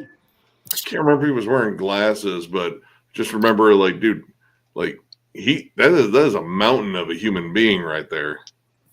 Yeah, you know what else? Good, I know who you know. I think I heard you talking about him, King Fowley, man. I ran into King when we were down in Illinois for Full Terror Assault. Super nice dude. It was. Hell yeah. He's just cracking jokes and fucking hanging out with people. Great fucking showman too. Like we're both the same age too, man. Dude, he's still fucking a hell of a front man too. Like he's just kind of getting the crowd riled up. I love Deceased. Deceased is fucking awesome. Yeah, super underrated band that kind of belongs in no genre, but a lot of them. He loves Voivod. I get that impression. I cannot stand that band, man. I love Voivod. Sorry, man. I'm gonna go ahead and mention bands I don't like. I don't like Voivod. I cannot stand Black Sabbath with Ozzy. I'm not Ozzy fanatic, man. I like Tony Martin, Ian Gillan, and Ronnie James Dio. That is surprising. I cut my teeth on the Ozzy set. Dude, like, I mean, dude, Master of Reality is still for me an untouchable album. My friend get mad at me. He said, "Dude, fucking Ozzy from England." She always talk about England bands and shit. Sharon. From England, she don't like Ozzy. Sharon. Sharon. I mean, Hey, and people have like their own taste. As like I don't like as another band I cannot stand. Skids. I'm not the world's biggest Kiss fan, to be honest. Like, you know, you Yeah, take they away the could. glam and the glitz, and you got I like mean, I got a an one. okay rock band. I got a buddy Creatures of of the mine. Night's probably my favorite. I got a buddy of mine who loves Kiss. I always fuck with him and say, dude, Kiss is fucking overrated, man. I always Kiss fuck won't with fucking him and shit, retire. Like, just man. retire. You Instead think of- they, Yeah, you they think instead they of that actually Avatar retired They this just time? played their like 200th farewell show. Yeah. Oh, like that video got taken down of the when I put up for their final concert. Apparently, they played their actual farewell show. We'll Yeah, I heard see. that. I don't believe it. There's Ben. No, Hopefully it's They're- worked. All right. And if We're not, gonna- Ben, there's always joining on your phone or True. tablet or That's why I'm using my phone, man. Is it right? Is it a computer or is it the internet provider that's giving you hell here? Well, I just went through and deleted all my old streams or that I had in StreamYard, so hopefully that helps out. Well, I mean, you're smooth right now. Like, you're not even choppy in the least. Yeah, I'm just going through and just deleting a bunch of stuff. Maybe that'll help out a little better. I'm hoping. But speaking Yeah, of 'cause now I can hear you guys. So speaking of Sabbath, I went to a concert on Monday, and it was the 40th anniversary of. Do you guys know Eddie Trunk? Yep. Yeah, I Yeah, seen that one it was time. his 40th anniversary party, and the first song was Sabbath, Bloody Sabbath. I mean, that's a good song. absolutely. I don't know, like, with the not getting into Voivod, like, I totally get that one. Like, I know, Yeah, I don't know people that are on the fence with that band. Like, it's either I love Voivod or the fuck is this weird shit.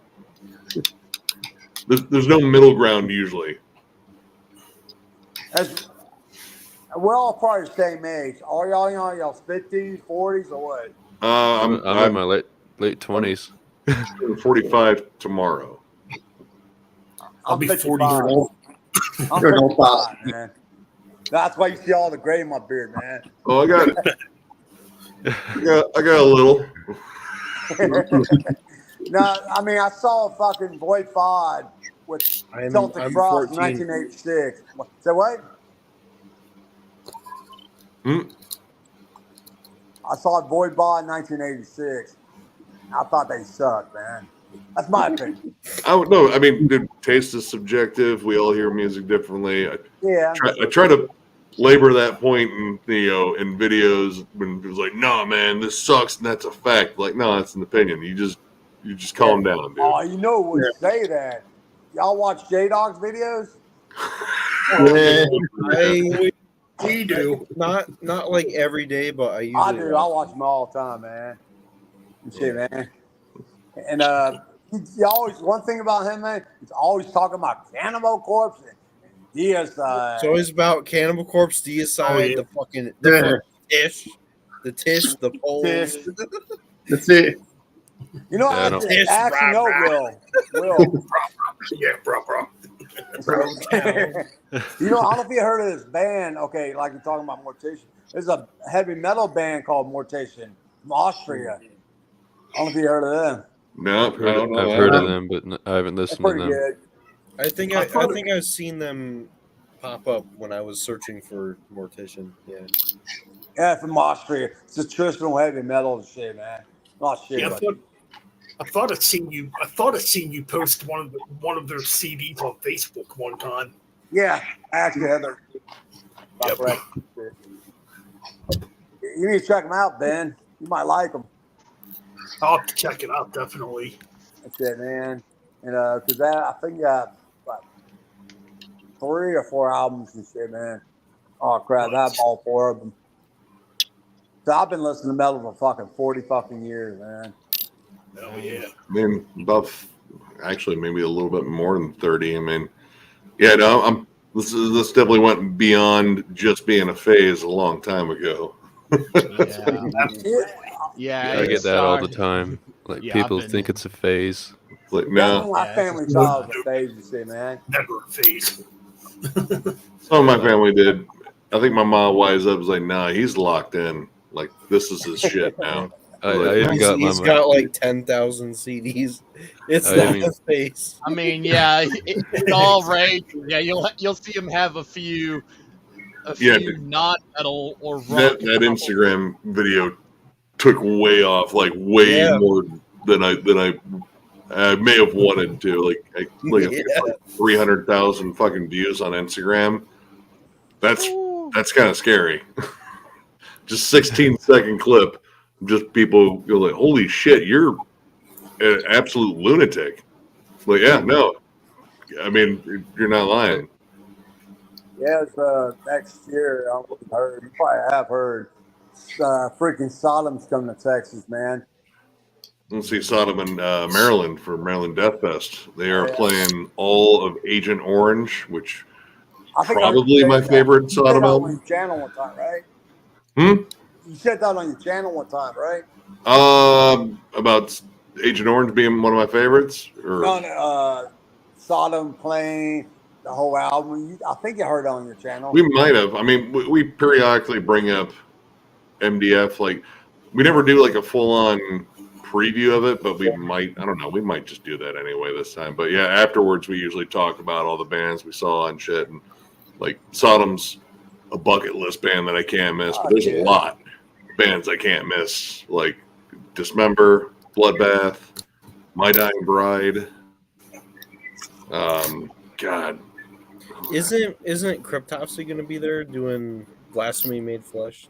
I believe they're doing all of Blasphemy Made Flesh. Yeah, or is it None So Vile? Nice. I think it's Blasphemy. Yeah. Forbidden's going to be there too. Broken Hope. Broken Smoke, that's what I call them. Broken God, Dope. there's so many bands next year that I just absolutely have to see, because who knows, it might be the last time I do. I'm gonna see Frozen Soul next year. Frozen Soul puts on an awesome live show. Yeah. That's a Dallas band. Dude, Chad Green is a fucking beast on stage. Like, if he wasn't in death metal, he'd be an offensive lineman for like some team. Talk on the bolt thrower clone, man. Well, I like them too. I mean, cold thrower. That's what I call them. But I mean, if you're gonna emulate a band, I mean, there are tons of fucking like Morbid Angel clones out there. God, man, like a ton of Incantation clones. But as long as you execute the sound well, and I think they do that. I like their first album more than this newest one. Like you mentioned, fucking blood. Incantation clone. It was a band called Encrust. I don't know if I know that one. I think Encrust or whatever. And John put it out from Incantation. And I told him, what the fuck, man? Why'd you put a band sounds like y'all, man? Because people buy it. Yeah. I mean, I really don't do that label no more and shit. John and Ibix Moon? Yeah. Yeah, I have some Incantation prints that are still on that one. Now he was the Beast of Desolation or something like that. He did vocals for him, and it ended up sounding a lot like Incantation. Mm-hmm. Beast of Revelation. Oh, okay. And hell, I think he was on the last Church Burn album, which has Dave Suzuki from Vital Remains. That's his new band. Oh, okay. And they had the section they brought in John to do vocals on. It instantly sounded like Incantation. Like they even kind of death metaled up the riffs a little bit more because they're more of a blackened sludge band. But yeah, I mean, that Incantation sound it's all over death metal. I don't have much of a problem with it. I mean, again, you're gonna have bands that just like, no, we are very transparent about what we listen to and what really influenced us. Just do it well. Yeah, but so many bands sound the same. That's my opinion, shit, man. Yeah, I mean, countless Cannibal Corpse clones too. I mean, as long as there's like fresh blood in the genres, like eventually these older bands are going to retire. Like Sepultura announcing their retirement, next year. Yeah. The old guard's going to hang it up eventually, and you got to have some fresh blood there that's at least going to carry on the tradition. And You know who else is retiring? They just put a new album. I always pronounce it wrong. Southern Unga, whatever. Oh, Sir Thungle? Yeah, Sir Yeah. they're supposed to be retiring too. Yep. Yeah, they said they're doing one last round of touring. Yeah, they're And coming to then- Houston too. They're playing this festival called Hell's Hero. I know that one. Yeah, that's one I was talking about. Saw playing here. It's so funny. I actually know the guy running. He plays. I don't know if you heard of a band called Night Cobra. Yeah, I know like Cobra, yeah. And fucking that's Christian Larson. He was in Venice Maxima. And, Yeah. I know Venice Yeah. Maximus. yeah, it's his band, Night Cobra and Necrofire. It's on Necrofire's TV. awesome. Fuck yeah! Actually, I saw Christian today too, man. It looks like Night Cobra was working on a new album. Oh, that's cool. I saw a bit of Necrofire at MDF last year, and they were absolutely killer. I regret missing Malignant Altar though, because I know they broke up. yeah, that was why they broke up not too long after that show. It was like, I All right. know those guys too, man. There's They're bad. from Yeah. Houston too. there we go. But you have to I heard switch you over mention to one band, Nick, on your channel. I think you mentioned them. Ocean of Slumber. Yep. Oh yeah, dude. Cammy's vocals. I'm Oh, not really into them. I actually know those people personally and shit.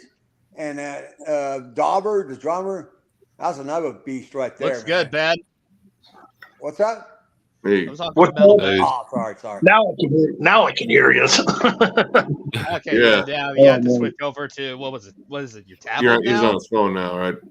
Nah, I'm on my phone. Yeah. Okay, go ahead, All right, yeah, Nick. fair Before you're enough. talking, I'm Oh no, sorry. I was gonna say, yeah, Daubers. I mean, he's also in Necrofire, who's also in Yeah. Limited Altar, and Oceans of Slumber too. I mean, he And was, yes, he was, and I- he was in a I knew about grindcore him. band. yeah, Insect Warfare. And I actually know those people. That's from Houston too. But it's so funny. I don't know if you know this. Fucking Dauber didn't like grindcore and shit. Well, he shouldn't have been so good at it because that one Insect Warfare album is like kind of like legendary status now. Yep.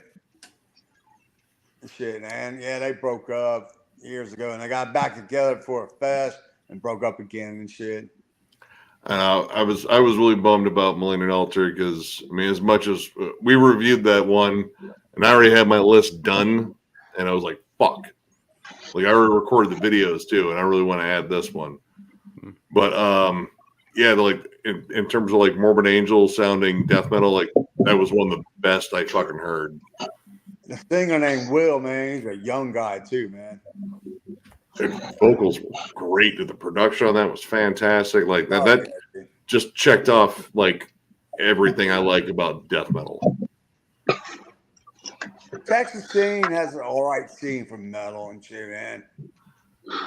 We got a couple of buddies down there. We know the guys in Cathexis. Those are really good, like kind of like more tech death, like dissonant death metal. What's the name of the Really band? solid dudes. What's the name of the band again? Cathexis. Never heard of them. Where they from? I mean, I heard of them. They're relatively new. They only got like one album out. I want to say they're from the Austin area. Oh, Hold okay. on here. Let me look them up real quick.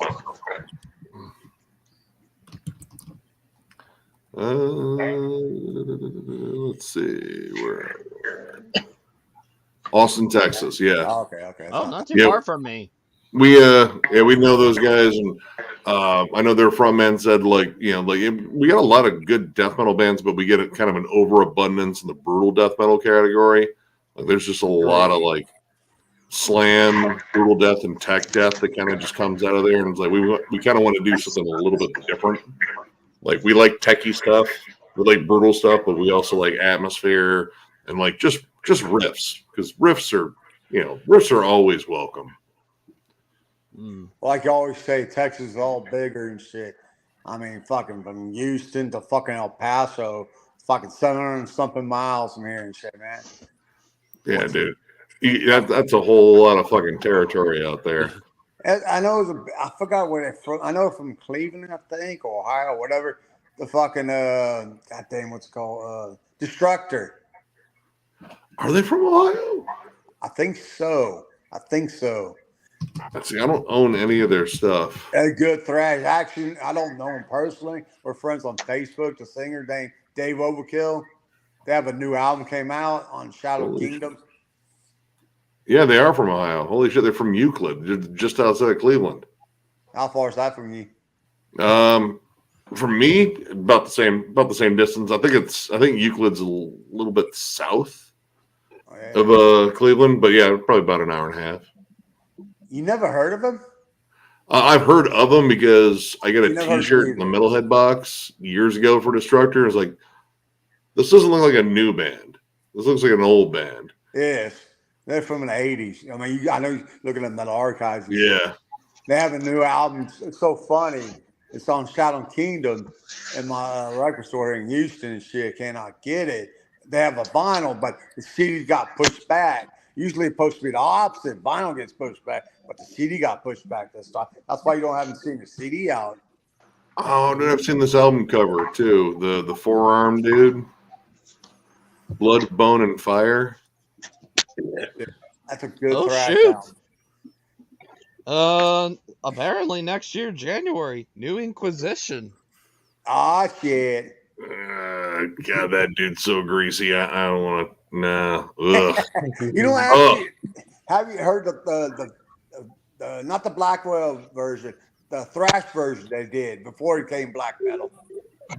The early. Yeah. Yeah. When did I get into? Because I think the first Inquisition was the blue and red cover with the skull. Oh. Yeah, I know that one. That's more thrashy. I actually told the singer, man, that's how I like this version better, the black metal version. I mean, I like the black metal version too, but a lot of people, I know everyone knows about the story, what went on, foul shit. Yeah, Ominous Doctrines of the Perpetual Mystical Macrocosm. That's where I started. Yeah, nah, I can't. Dude, I have their stuff in my collection. And almost any time I'm in the mood for it, you're like, I'm in, because they're good. A unique voice, man. Something you have to get into, man. But I just look at it like, man, dude, because I only think about, it's like, you know, like the kids that were fans of fucking Lost Prophets, like. There's no good memories there. Yeah. That dude was a fucking monster. Yeah. I agree. No, didn't Inquisition start out as a thrash band? Yeah, they did. Yes, I'm saying. That's what I was talking about, Ben. I'm going to have to. I think Nuclear War now put it on CD, I think. I'm not positive. Yeah, the new album is called Veneration of Medieval Mysticism and Cosmological Violence. Who's putting it out? Are they still on Season of Mist? No, Agonia. Okay. Oh, they're on Agonia now. Well, that's on Bandcamp, I believe. I'm looking forward to the new Priest and new Saxon, man. Oh yeah, same here. I guess Saxon just announced the tour. Yes. Hey Ben, I know you've seen on my post. You need to check it out. It's heavy metal. No, not heavy metal. It's called Heavy Water. Okay. That's Ben. I mean, not Ben. Whatever his name is, singer for Saxon Project. Him and his son. Biff. Called Heavy Water. I'm gonna have to check that out. I'll be right back. All right. We're here.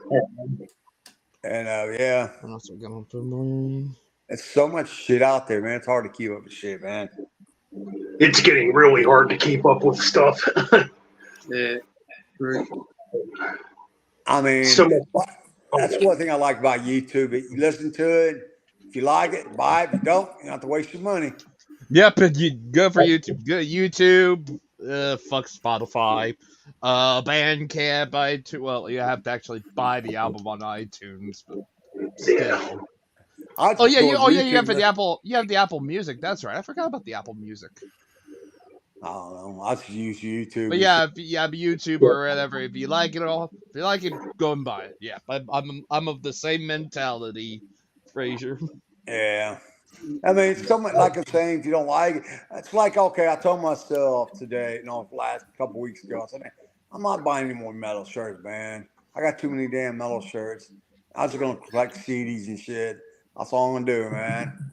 There you go. It's fucking too much shit out there, man. I don't collect vinyl. I stopped collecting vinyl fucking a long time ago because vinyl's too damn fucking expensive and shit. You get I agree. like one vinyl, the price of 2 CDs, man. Absolutely. Yeah. Shit. That's why I don't And buy vinyl- vinyl no more and shit, man. Me either. Shit. I think the last vinyl I bought was trying to think here. Anthrax Fistful of Metal. I bought it on vinyl. Who'd you say, Ben? Anthrax Fistful of Metal. I bought Okay. that on vinyl a couple years ago. It was like a reissue. You know, I haven't seen you done in a while, Ben. You haven't done a YouTube video of spinning your car. Wow, you know what? It has. You know what? You're right about that. Because I used to watch that too, man. Shit, I might have to bring those back. Hey. You know I've done it just recently because I know you watch him too. Scott Waters. Oh yeah, definitely. He does. I don't know if you heard of. No, I think he's been on a channel for the Metal Roundtable. Oh yeah, I watched her channel when I can. See, John Carcass John. He's an older guy, man. The guy with the long beard. I don't know if you watched it recently. I call him Santa Claus and shit. I said, Yeah. what the fuck, man? You look like damn Santa Claus, John. I actually know him personally too, man. Shit. Yeah, they're a bunch of cool guys. Yeah. But Rob, man, the guy who runs his channel and shit, he likes his hair metal a lot too, man. I mean, I like some hair metal. It depends what it is. Shit, LA Guns, Skid Road and shit. Oh yeah. Even some Winger. I like some Winger. I'm not really into them, but they're all right, man. What else? Yeah, Skid Row, like you said. Yeah. What do you think about the new Skid Road? 'Cause I think I saw you post that one time. It's good. I enjoy it. it. I like the new vocalist. I think the new vocalist sounds better than current Sebastian Bach. I really like his voice. Like to me, I think Sebastian Bach's voice is it's not like it used to be. Yeah, I mean, like I'm saying, so much shit out there. I hope next year or next few weeks will be a brand new year. Oh man, shit. Hard to believe. I know. That's More such metal. older, man. Yeah, man. But we still got a bunch of metal to look forward to. Yeah, I would want Yeah. something more before Judas Priest and Saxon and all the who else. You just say in Cognition. I'll check that out too. Yep. And what else is coming out? There's a new Rage album coming out. Who? It's gonna be a double album. The band Rage. Rage? Yeah. It's gonna be like their 27th album. Oh damn. There's too many fucking bands have so many damn albums and shit, man. Oh, Rage. Okay. I got nothing about it. Yeah. What, Saxon or Riot? No, the band Rage. Speaking of Riot has a new album coming out too. I heard about that too, but I'm not really into them too. They're all right, man. I got nothing about them. Shit. Yeah. Like I'm saying, so many bands out there, it's hard to keep. I'm like, God, dog it, man. I want that. I don't want that shit. That's why I go ahead. No, every time I turn around, there's like a new album coming out. It's like, I got to check that out. I got to check that out. How the fuck am I going to have time to check all this out? You know? True. But, yeah. I just pick and choose what I listen to. Like when Friday too. comes. No, because there's a lot of like new wave of traditional heavy metal bands. And every time I turn around, there's like a new band that comes out in that movement. Mm-hmm. It's weird. But a lot of fucking bands, old school bands, like fucking Satan and shit. Seen them twice. They played here twice here in Houston and shit. They were good, man. And I believe it. What's up? I said I believe it, man. They're awesome. Fuck yeah. I wish I'm trying to get the guy who runs that show, Christian, to bring Angel Witch down. Ooh, that would be cool. Yeah. Fuck yeah, man. Angel Witch is is good. Angel Witch is good. Mm-hmm. Absolutely. Like I'm saying, that's one of my favorite kind of genres is new wave, British heavy metal and shit, man. Oh yeah. That's why I always think you see my comment probably. The British have done it again. You better recognize that shit. Absolutely, man. Absolutely. Yeah. Yeah, you know, it's so funny talking about Black Sabbath earlier. They supposed to put a box set of Tony Martin's fucking era and shit, man. They've been saying it. So I heard about that back years ago. And hasn't came out yet. Yeah, I heard about that. Oh, geez. Probably since like 2019, maybe. That's what I'm saying. That's how long they've been talking about it. And this is getting ready to be 24. I know, man. I mean, hopefully it comes. Apparently, Tony Iommi's having some kind of issues with the old record label that he can't get the rights to him or something. I don't know. Yeah, I actually have a few Black Sabbath with Tony Martin and shit, man. Has this cross and the only one I don't have, but people don't like, but I don't mind having it. The one called Forbidden. Oh, Forbidden. Yeah. I mean,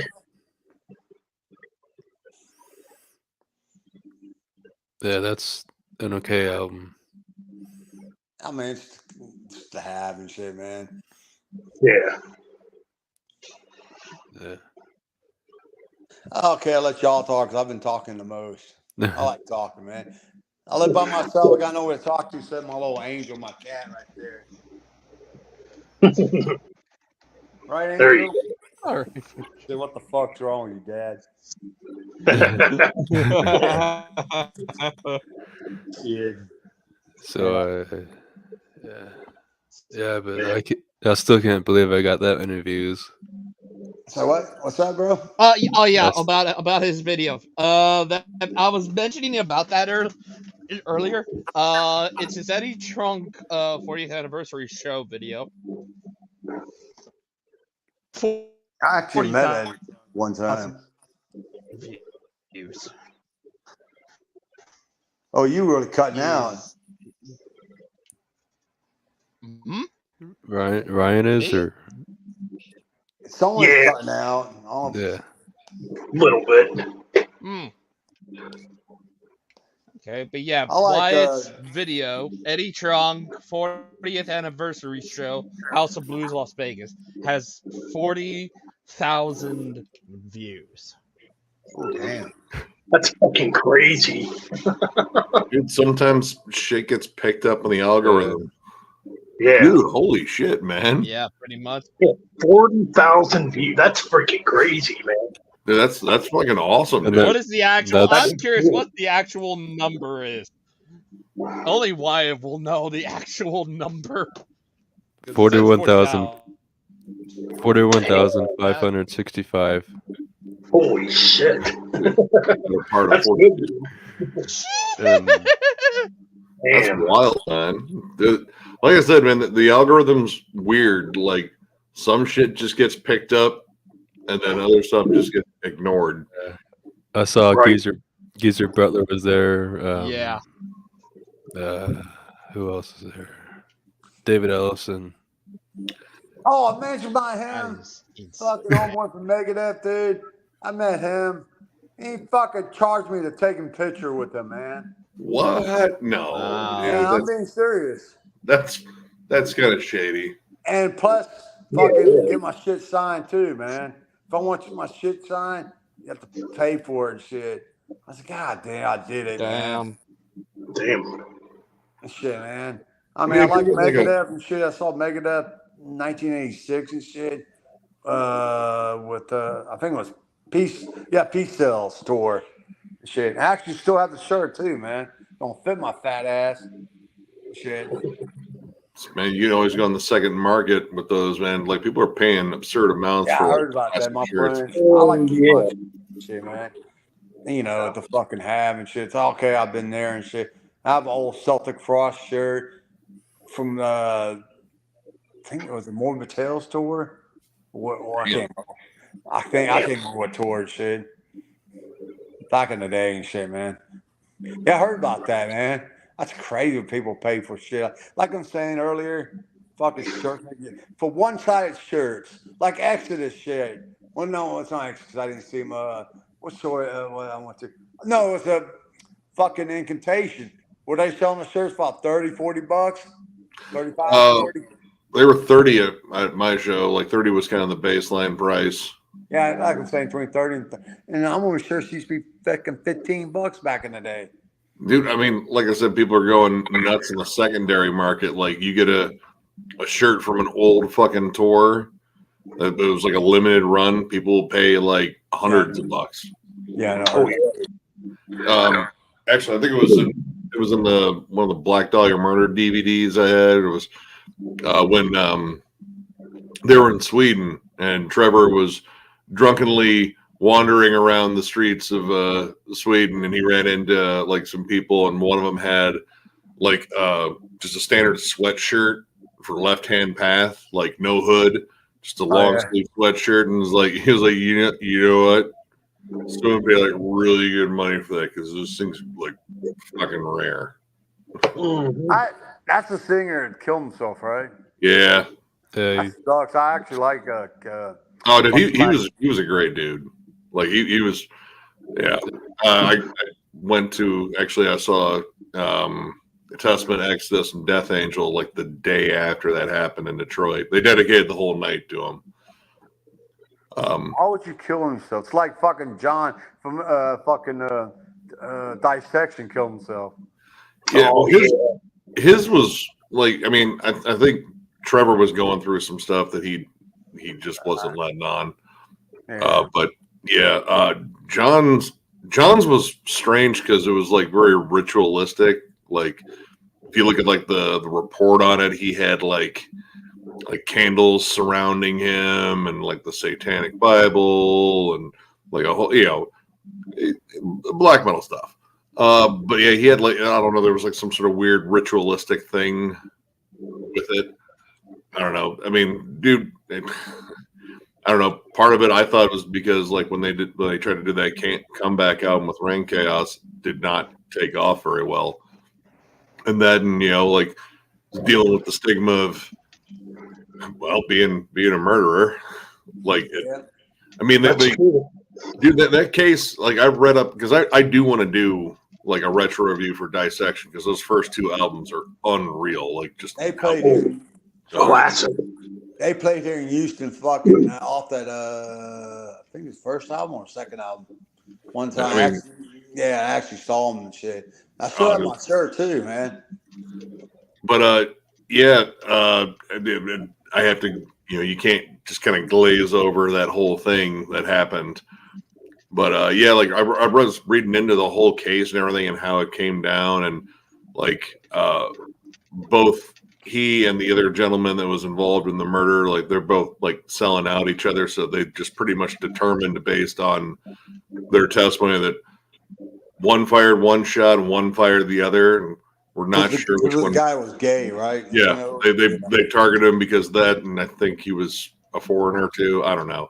Not the healthiest like scene there, but it's like that. I mean, I don't like them, but that band, everyone knows I'm talking about Mayhem. Oh yeah, Yeah. Oh, yeah. yeah. Varg's he's a, Yeah. but yeah, like that whole thing was like it's sad. Like every time I want to talk about like a black metal band, it's like, all right, let's I gotta go through the background. It's like, all right, have you killed anyone? Okay, no. Have you burned any churches? Have you burned any churches? All right, no. Like Are that you one. secretly Nazis? Okay. All right, Like we the should guy, be good here. It's like everyone talks about Varg, whatever his name from Bird. Varg Wilderness. That's another band. I cannot stand. I don't. Yeah, I've never been like, and I know like so many people. They're like, oh man, like whatever Phyllis, whatever the fuck it is. Like they herald that as like, oh, it's one of the best atmospheric metal albums ever. It's like, it's not good. I've never got the appeal of Burzum. I've tried, and I did go through a phase where I was into Burzum, but after a while, I just got kind of tired of them. If that makes sense. I got into all the bands around them first.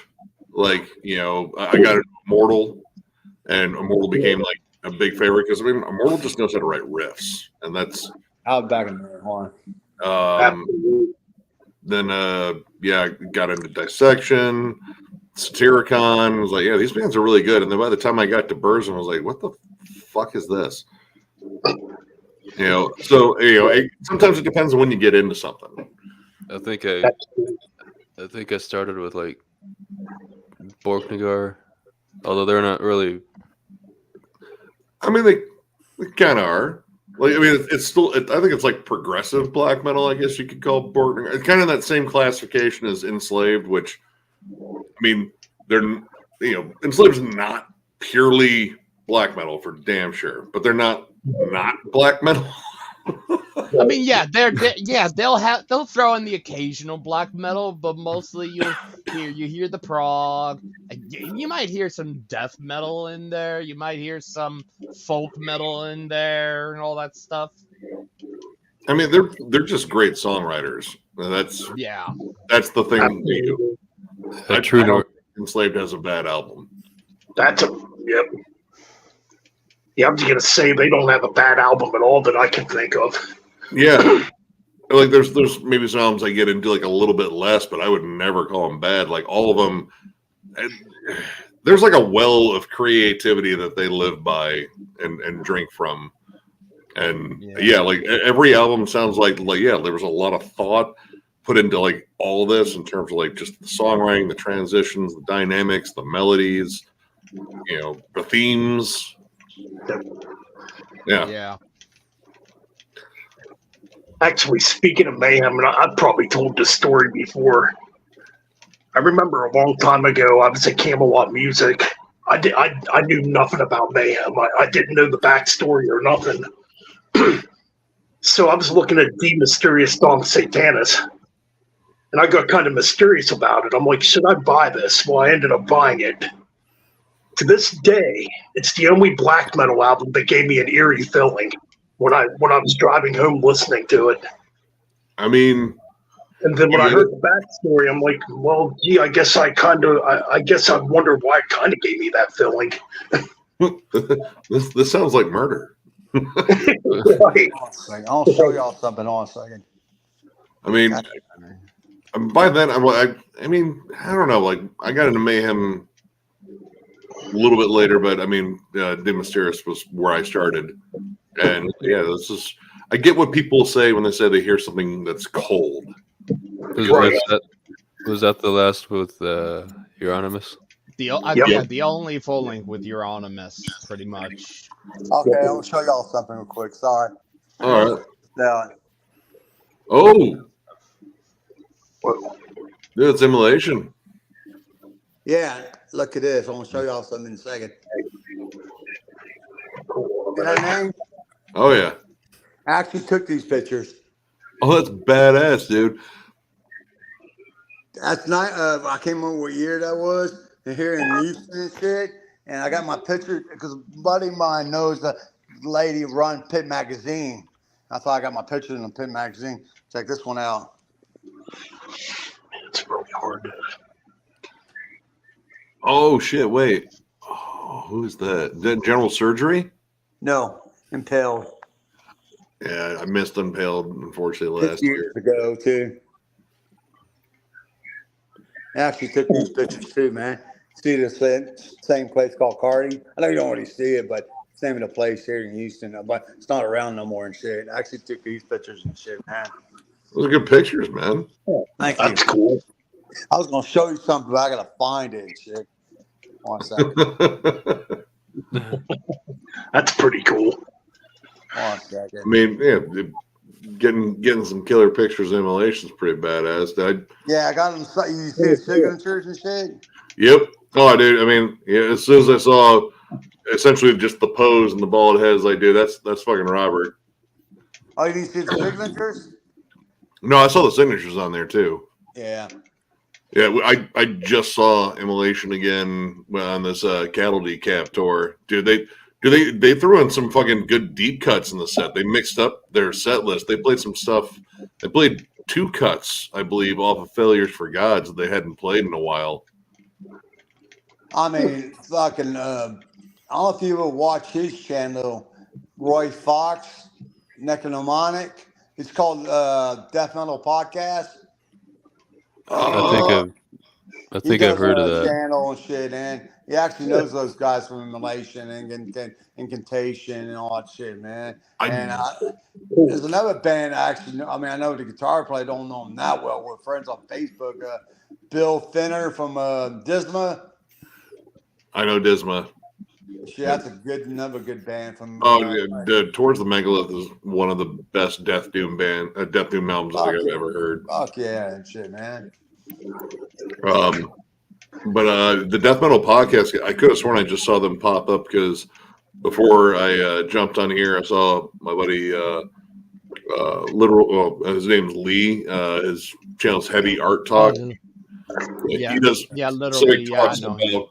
just heavy metal artwork. We had Mark Riddick on there, and I forget the other guy's name. But they were talking about, because I guess they had like some sort of challenge where they each had to like draw a piece, and it was all awesome. But the Death Metal Podcast popped up in there, and that seemed like he knew probably Mark Riddick or something like that, because Mark's There's another guy, I don't know if you heard of him, called Shawblade.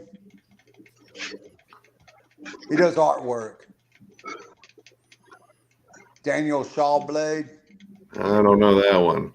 If you look him up on the Metal Archives, you probably recognize the bands he's done. His name's Sawblade. Sawblade.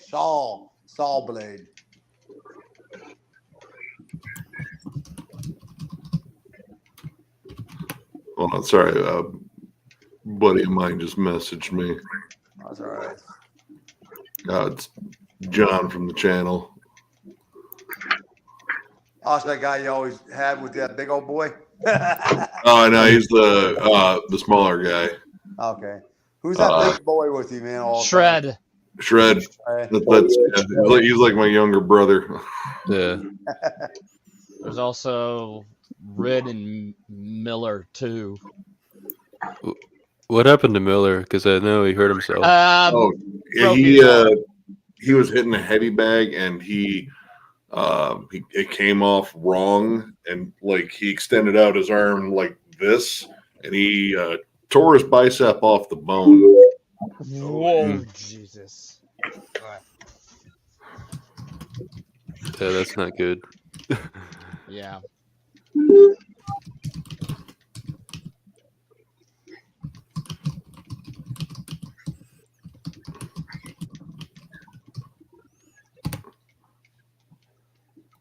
Yeah, he's got about a 5 week. I think it's about 5 week recovery. So he's been out for a little while. Totally understandable. I mean, his arm's in a fucking sling. He's got to try to do a year-end list as well. But yeah, he's been laid up with that, and yeah, Shred's been really busy at work, so haven't had him on as much. And We're trying not to like rush Ren back into it because you got a little overwhelmed before. Yeah.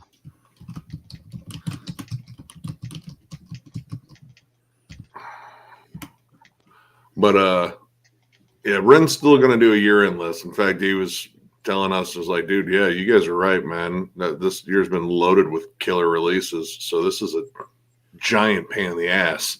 Like, yeah, no, that's about right, because that's what I went through. Like, I had about 60 albums listed. I was like, I gotta whittle this down. Fuck.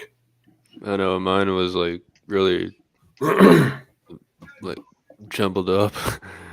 Like, I got most rough draft here, and let's see, hold on. 1, 2, 3, 4. but I did have Cannibal Corpse from a number 1. Yeah, it's a pretty good album, man. Yeah, you and Mike had that at number 1. Me, Metal Mike, that is. I was surprised y'all had that Cannibal Corpse album at number 1. Yeah, I had 62 albums that were all in the running. Jesus, that's Yeah, and I mean, hell, I can tell you the ones I left off.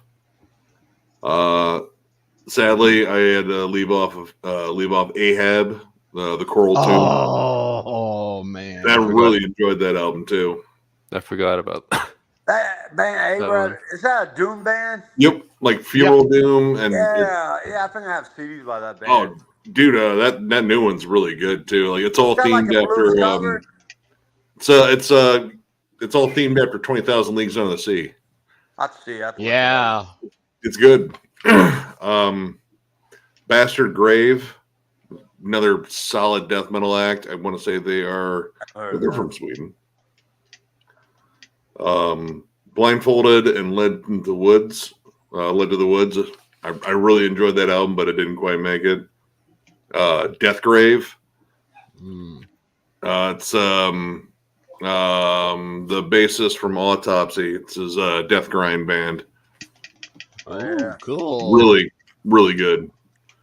The new Dot Heimsgard. It's good. It didn't quite make it. Same thing with Downfall of Gaia.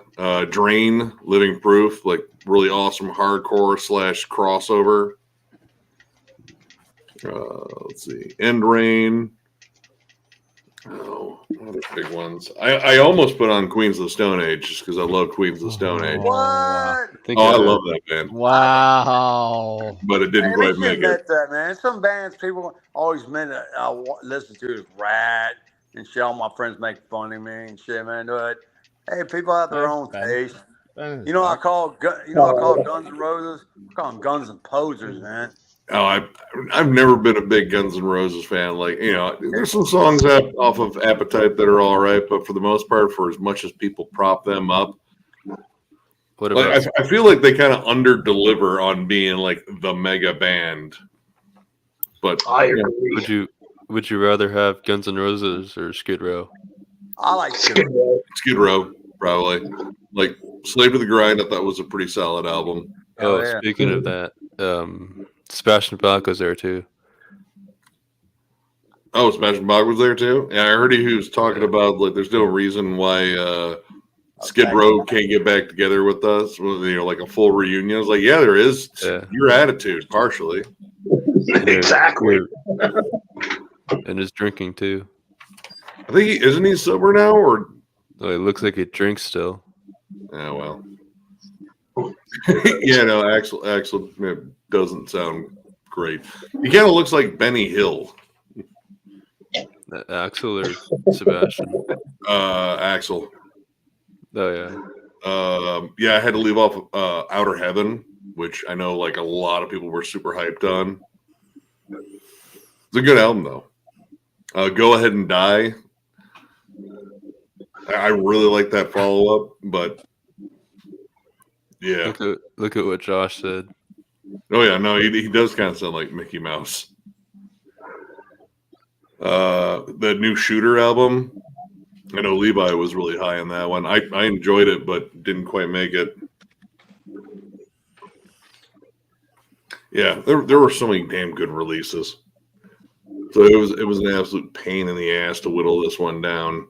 And there was like some late ones that just changed around my list. Like, yeah, man, November had some absolute fucking bangers, and October was just ridiculous as far as releases. October and September were probably just that was a buffet. That new Obituary album is killer. I mean, it delivers on everything I want from Obituary. Yep, I agree. The new Hell Ripper album.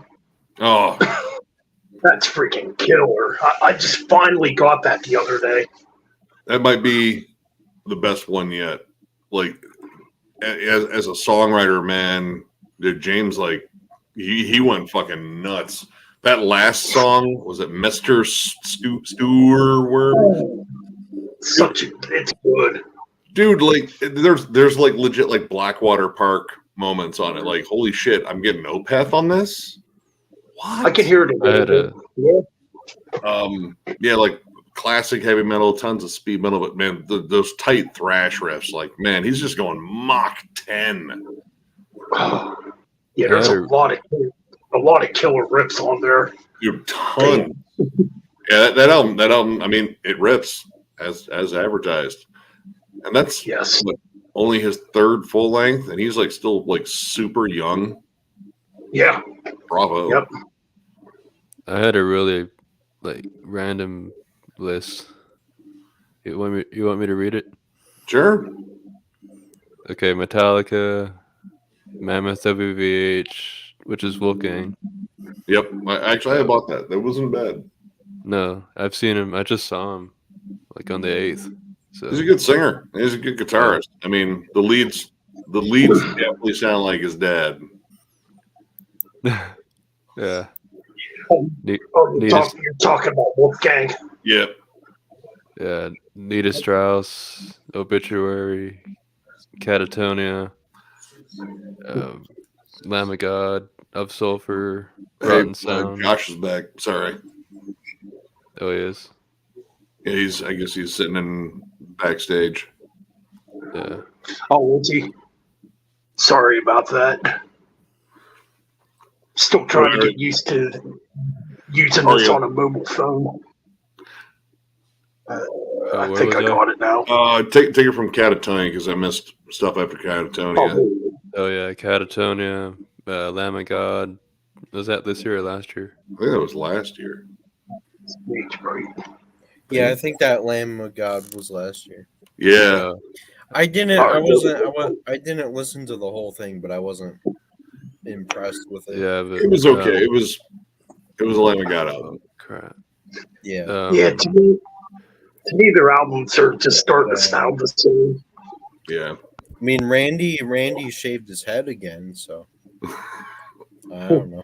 All right, well, gives him something to do. Was it Will? Yep. But it was something. Like I say, I actually know him, man. Oh wait, who is that? That's Roger. All right. Lamb of I can't God. remember what year that was. Nice. I want to hear why it was going over his list for this year. Yeah, All Lamb of God, Of Sulfur, Of Sulfur, Of Sulfur. Oh yeah, no yeah, I know that man. Yeah, Rotten Sound. Rotten Sound rules. Oh yeah, Apocalypse. That was my number 12 because it didn't quite make it in. It won't take you long. No. 21 minutes. 18 songs, 21 minutes. There's no fucking breaks. No, the fuck. How the fuck do you do? Go ahead. I mean, they're grind pros. Yeah. But this is really controversial. But I had Winger at 2. There was a Winger album? Winger still What? I think it's called 7. Yeah. And then nice. Cannibal Corpse at 1. I mean, Camel Corpse put out another solid album for damn sure. Like, I mean, they're the definition of consistency. Yeah. Yeah. I remember I think the when new we did. Fetus is my number one. I was struggling between that one and Cannibal Corpse. Well, I mean, if you saw the thumbnail for part 2, you know Fetus isn't my number one, but you know I made the list. Yeah. The new Shuffle is really cool too. Fuck yeah. I mean, it most definitely is. Yes. Nice. And, you know, that, I mean, this New Autopsy, yeah. this is so damn good. Yeah. Like, Gotta get that. not even a year went by. No. Yeah. What was it, like 10 months, 11 months? I think it was 10 or no, it might have been 11 months. Like, it was just shy of a year. And like, and again, Ryford still had Static Abyss, and he still had Siege of Power too this year. So dude was busy. Pretty impressive. I mean, Yes, I gotta get that new Autopsy still. oh, it's amazing, dude. Honestly, Good album, man. like it's almost up there with like some of the classic shit.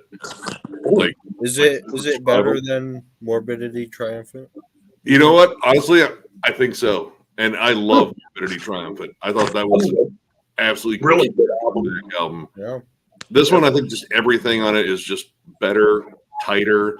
The Doom breakdowns are ungodly heavy, and Chris Ryford, he never turns in a dull performance on vocals ever. Yeah. But he just sounds absolutely feral on this album. And I even think the production's a bit better too. And it's same dude. It's Greg Wilkinson, their bassist, Deathgrave, and yeah, he just nails it. Like he's got a great raw sound to it, but it's separated so well where you can make out all the different things coming in. Yeah, dude, it's Autopsy. Absolutely rules. Yeah, dude, I definitely gotta get that. By far. I mean, it's one of those, like, if you've been a fan of Autopsy, I just don't see you not liking it. Well, if you're a fan of Death, because isn't Chris Ryford in there? Yep. I mean, well, that's similar to Scream Bloody Gore, but Yeah. like Yeah. Doom sections. Like, and I mean, just Doom, like bleak as hell. Oh man. And great bass work. The bass work on that album is amazing. Like, and it's weird. You'll notice it, like underneath the big droning heavy riffs and harmonies, you'll hear like these cool fucking bass runs. Yeah. It's like, wow, dude, it adds a lot to like the melody. Like, it kind of gives it like this kind of weird sort of swing to it. Because like Yeah. Severed Survival had pretty audible bass. Yeah, I mean, Severed Survival. I think bass is just very underrated in like death metal. Yeah, I 'Cause a lot of bands just like bury it, but I think bass is like a very important part.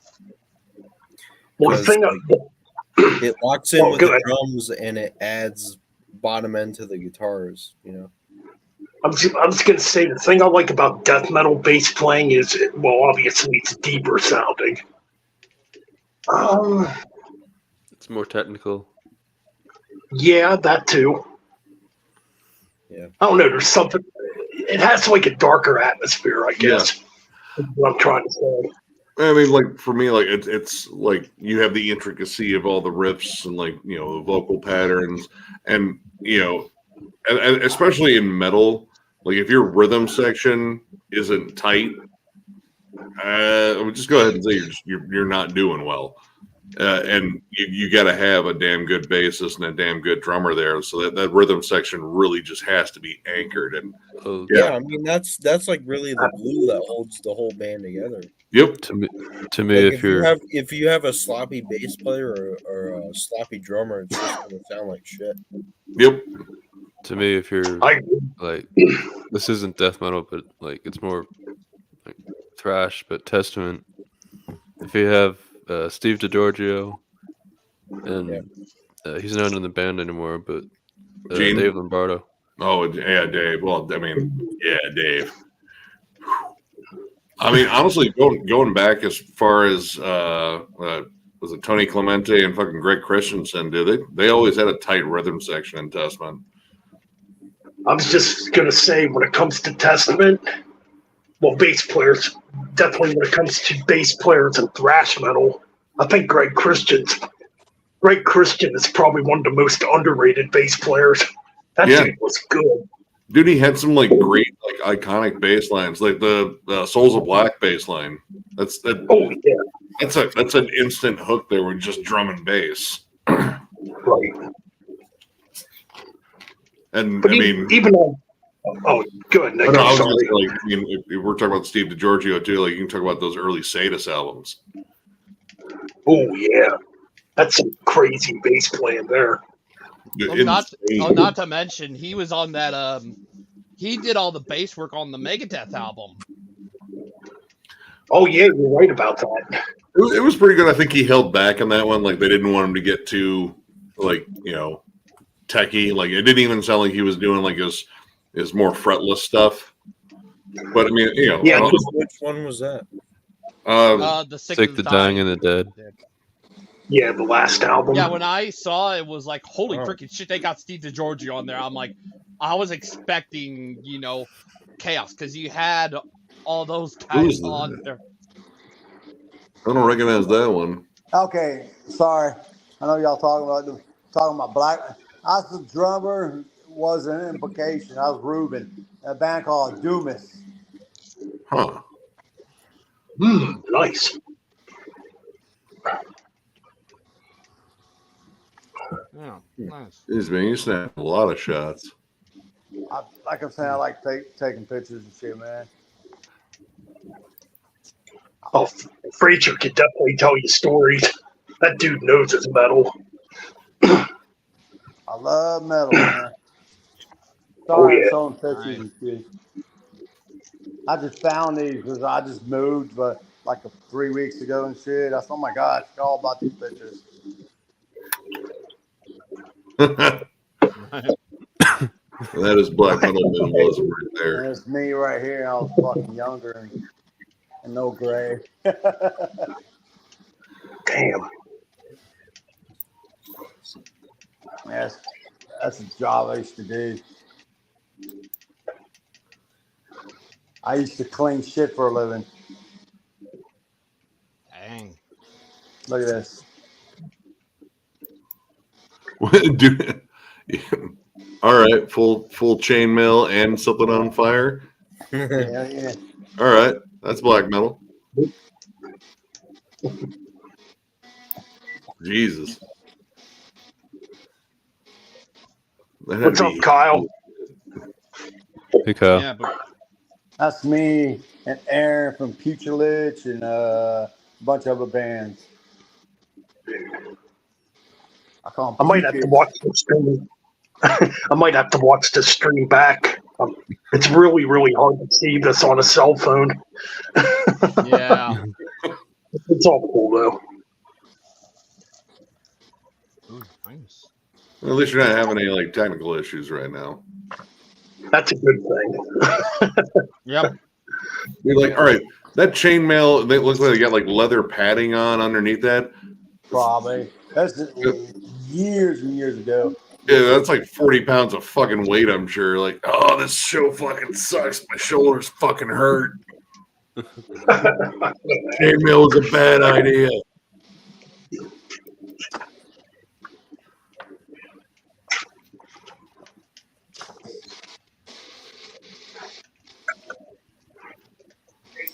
Wait, was someone on fire there? Is that a person on fire? I don't fucking remember, man. I just took it because I thought it was I thought it was just someone standing there. It's like, oh, we just set someone on fire. Because, I mean, like, you could have said, because, they set someone on fire. It's like, well, it's black metal. Yeah.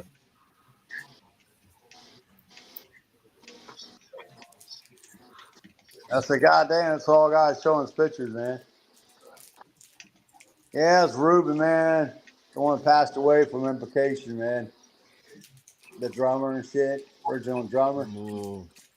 Yeah, what was it? Like, didn't he get COVID? Yeah, he did. That's how he passed away. Yeah, I remember them posting about that. That was one of the things that, you know, kind of scared me about that shit. I was like, yeah, you know what? When they get that vaccine, I'm on it, because he wasn't that old, was he? He was what, 4 years older than me. I think it was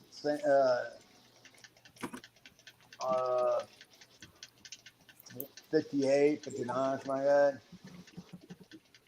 He's born, I think 64 he was born, yeah. Wow. Yeah, he was only 57. Okay, 57. Damn.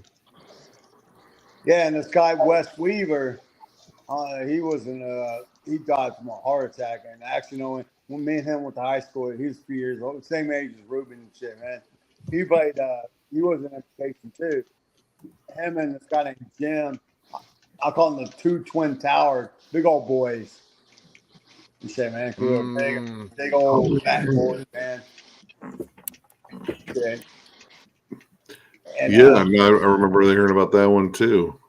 Okay, Ruben played in a thrash band called Dark Rain. I don't know if you heard of them. Wasn't familiar with that one. Like, I mean, honestly, like I said, I think it was around. God, when was their? Well, not their last album, but Damnatio ad Bestias. Yeah, 2019. That's when I first heard Implication. of Imprecation, and yeah, I was an instant fan. I was like, yeah, dude, this sounds evil as shit. It's got that kind of incantation sort of vibe to it. Talking one thing about that band, they play so much here in the hometown. I said, God damn, there's another band. They're not around no more. A band called Crucifixion. I've heard that. Yeah, That one sounds it's two Crucifixion. It's one from here in Houston, and there's one in England, like a British heavy metal band. New wave heavy metal. Okay. And, see, that's the one I heard of. And that's one you probably see me been posted on Facebook, Crucifixion and shit from England and shit. That's what the singer and shit. It's like, there's a two funeral rites. It's Japan funeral rites. There was a funeral rites here in Houston. One time I bought the Japan funeral rites on CD and shit. And I sold the guys, sorry. I'm sorry. I got the wrong funeral rites, man. How the fuck with them and shit, man? I mean, that happens. No, I did that on purpose, man. Shit, man. Well, I remember. Oh no, I was gonna say like Incubus, when they had to change their name because the other Incubus got pretty damn, and then they changed it to a program, which people still have trouble figuring out what the hell that is or even pronouncing it. Oh my god, man! I like both. I like there's a British Incubus too, man. I don't know that. I only knew the Death Thrash one, which I mean, well, I knew him as a program. Yeah. But it was from Louisiana. Yeah, gnarly fucking sounding shit. Yeah. Oh my god! Speaking of Incubus, I got to tell you a story. This was a long time ago. This happened. I was talking to some girl a long time ago. So she sends me the commercial Incubus, you know, the mainstream Incubus. You need to check this band out. These guys are good. So retaliation, I sent her the Death Thrash Incubus back. What the fuck is this? That's the real Incubus. I mean, yeah, like to be fair, like I got into the commercial one first, and then I started hearing the rumblings. Like, oh, there was another Incubus, and I think my Opprobrium CDs are the Metal Mind reissues. So I only knew them as Opprobrium, and then I remember seeing that same album cover. God, which one was it? Hold on here.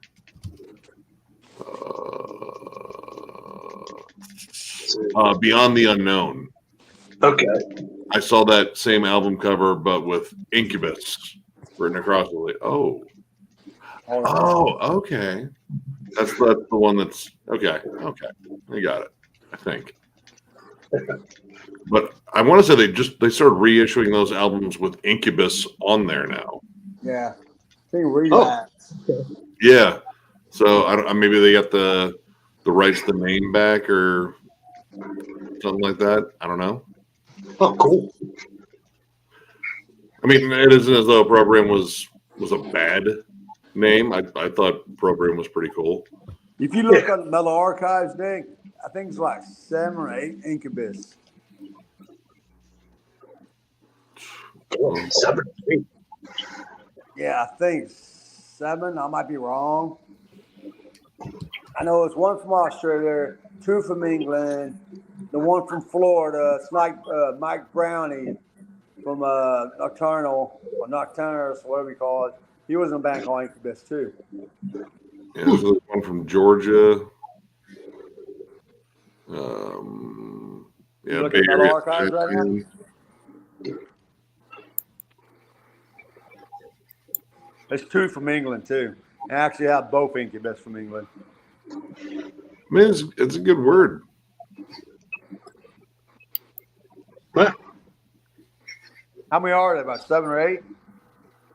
I mean, I haven't gone that far into the name itself, but I'm just looking at the ones that do show up. Yeah, death metal from Georgia, and then the Bay Area thrash one. That I guess they started off as Decayed, and then they were Incubus for a little while. Then they changed their name to Groove Tool. The fuck? Yeah. Anyway, Groove Tool. Groove Tool. Sounds like they're just coded there. It's like, yeah, no, we're talking about our penises. Fucking Wiener Metal. Wiener metal. You know what? Don't rule it out.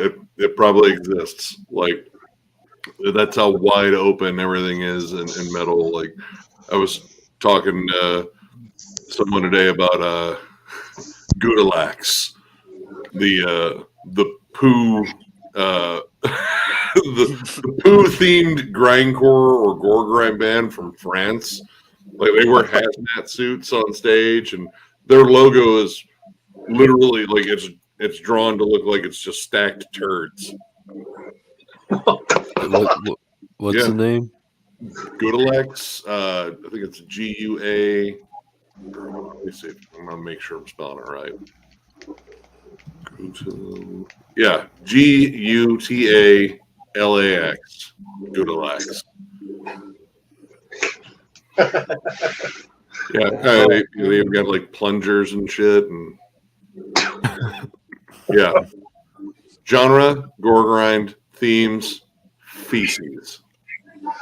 Oh, Damn.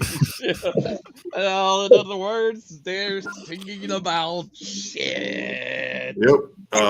Let's see, their last album was the Shit Pendables.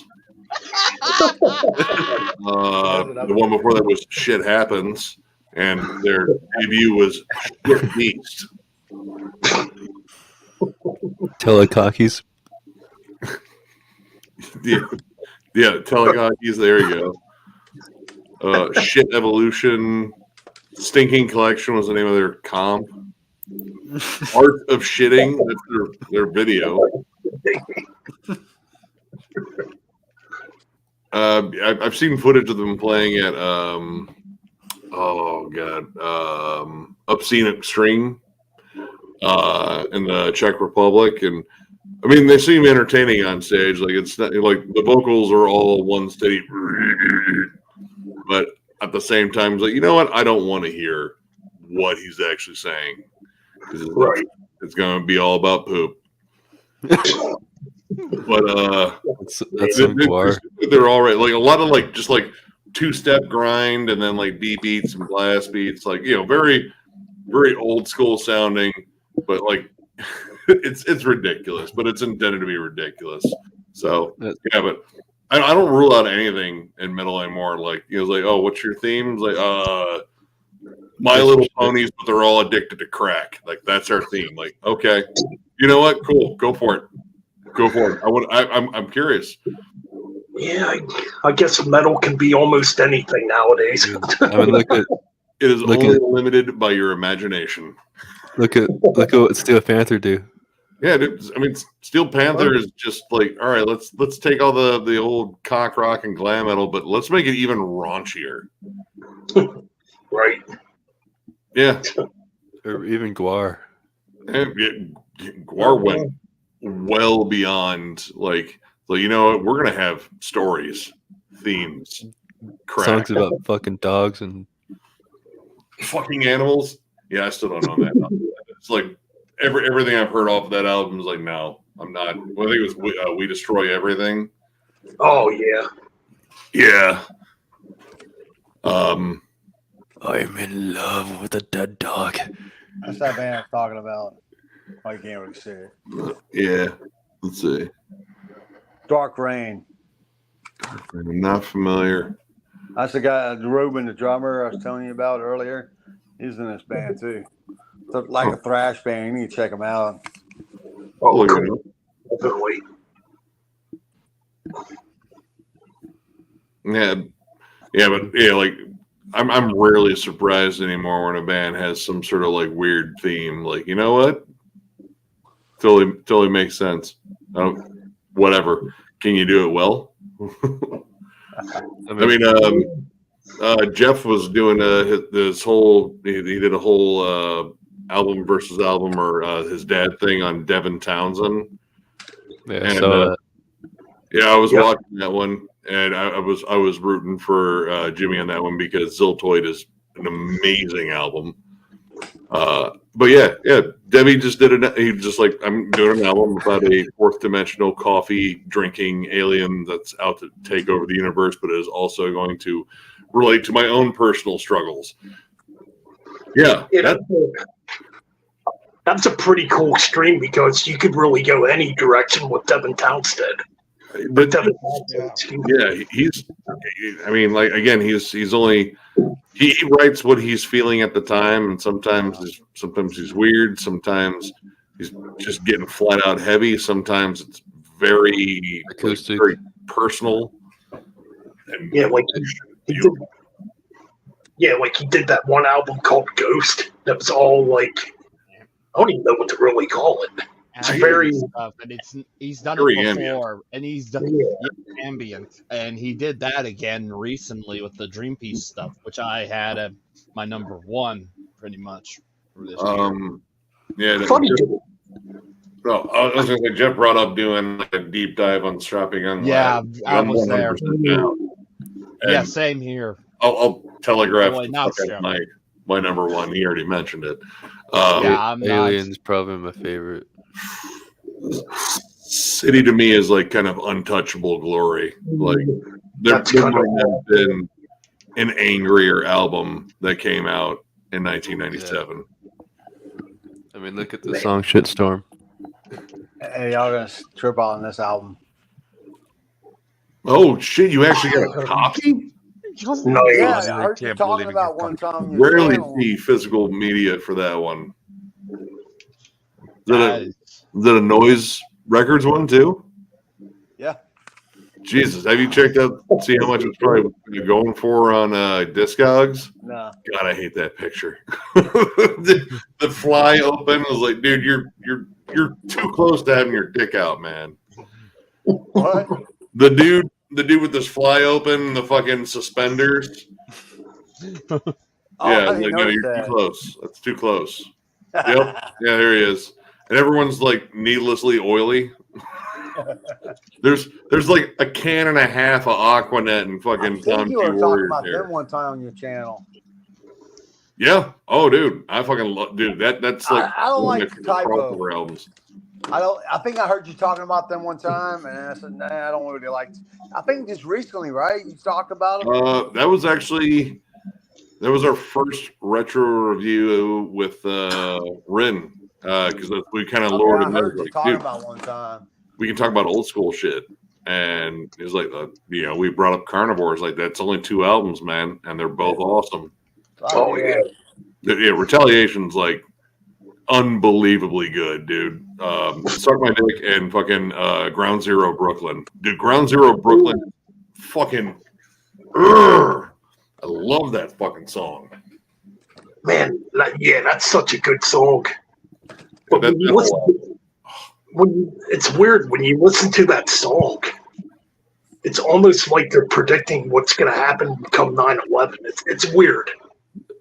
To a degree, I mean, a lot of it was just Pete's cynical sense of humor. Oh, humor. What is it? I can't see that one. That's you gotta. You see that? No, it's Too dark. I know. It's too dark.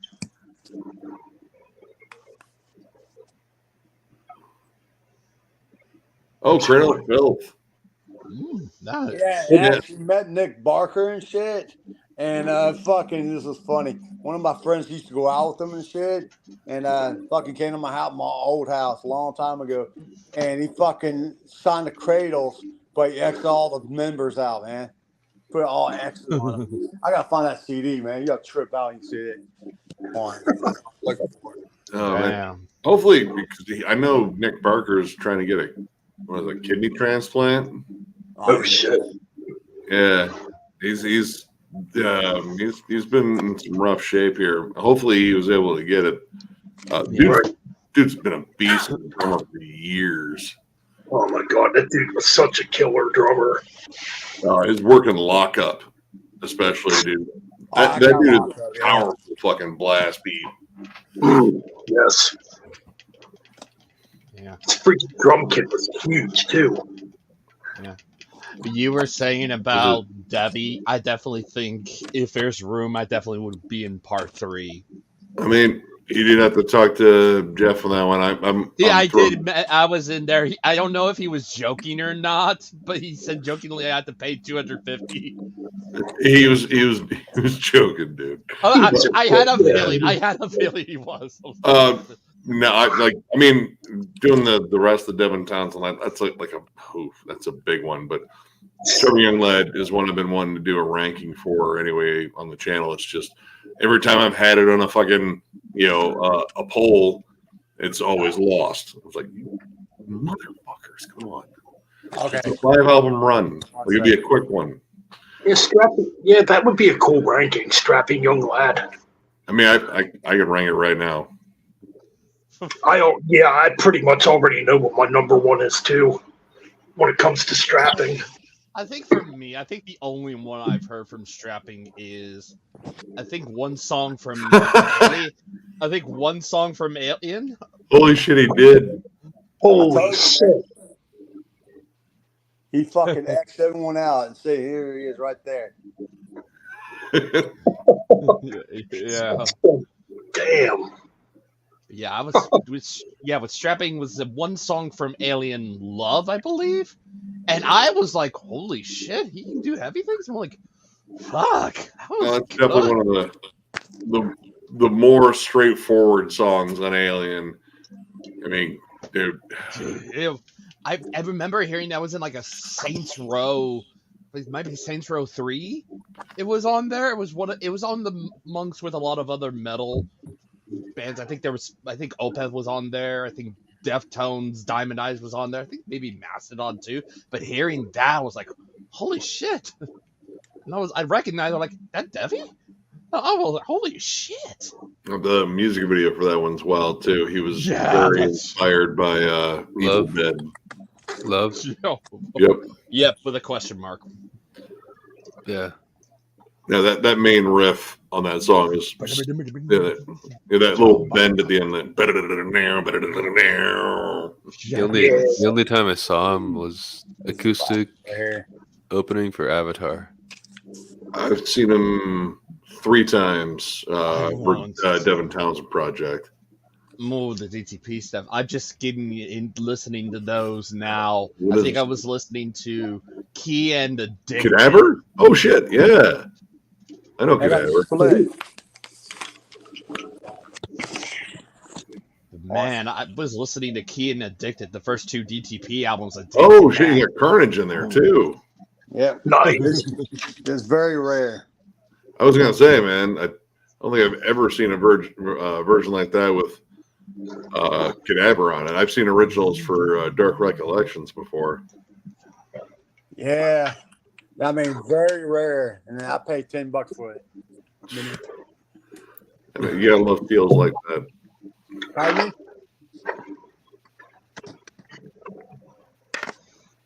Why I got this one too. Yep. I went looking for a lot of earlier Cadaver stuff because I only have the 2 most recent ones, and that shit's pricey. Yep. Yeah. So much shit out there, man. Oh yeah, man. This is a band too. I have a burn copy and an original copy of this. This is original. Oh, wait. Oh, I thought it was Ripping Corpse. Who was that? Zyklone from Belgium, like a thrash band. Oh, okay. No, wait. I have heard of Cyclone. And this is a burn copy of it. Somebody told me, one of my friends said they supposed to reissue this. I got a burn copy of this and shit, man. Nice. Man, I was gonna show you if I can find it. Like I was saying earlier, I met Dissection many years ago and shit, and I fucking got them to sign my CD and shit, man. Oh crap, John and shit, man. It's fucking years ago. I think it was the first time or second album when they came to America and shit. I mean, you gotta see him on some good albums. And shit, man. If I can fucking find it and shit, but somewhere in here and shit, man. It's hard to keep up with shit, man. I mean, I keep all mine in alphabetical and chronological order. So I know, like I was saying earlier, I just moved and shit, man. oh yeah, shit, yeah. And a friend of mine supposed to help me out and shit, man, because I got so many CDs and shit, man. Yeah, it's fucking hard to keep up with shit, man. There's another good band I just got into. What is it? Let's see.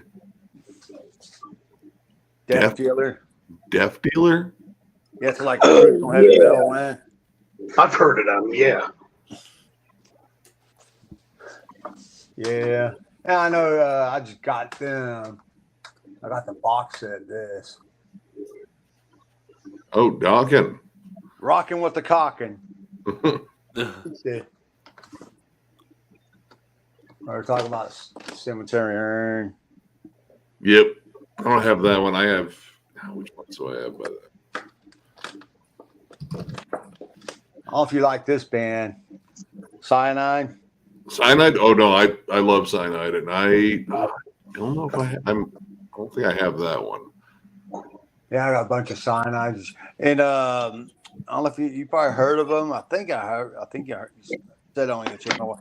God damn, what's that band? Cardiac Arrest. Oh, yeah. Yeah, I saw them at MDF last year. They put on a killer show. But they folks supposed to be recording a new album and shit, man.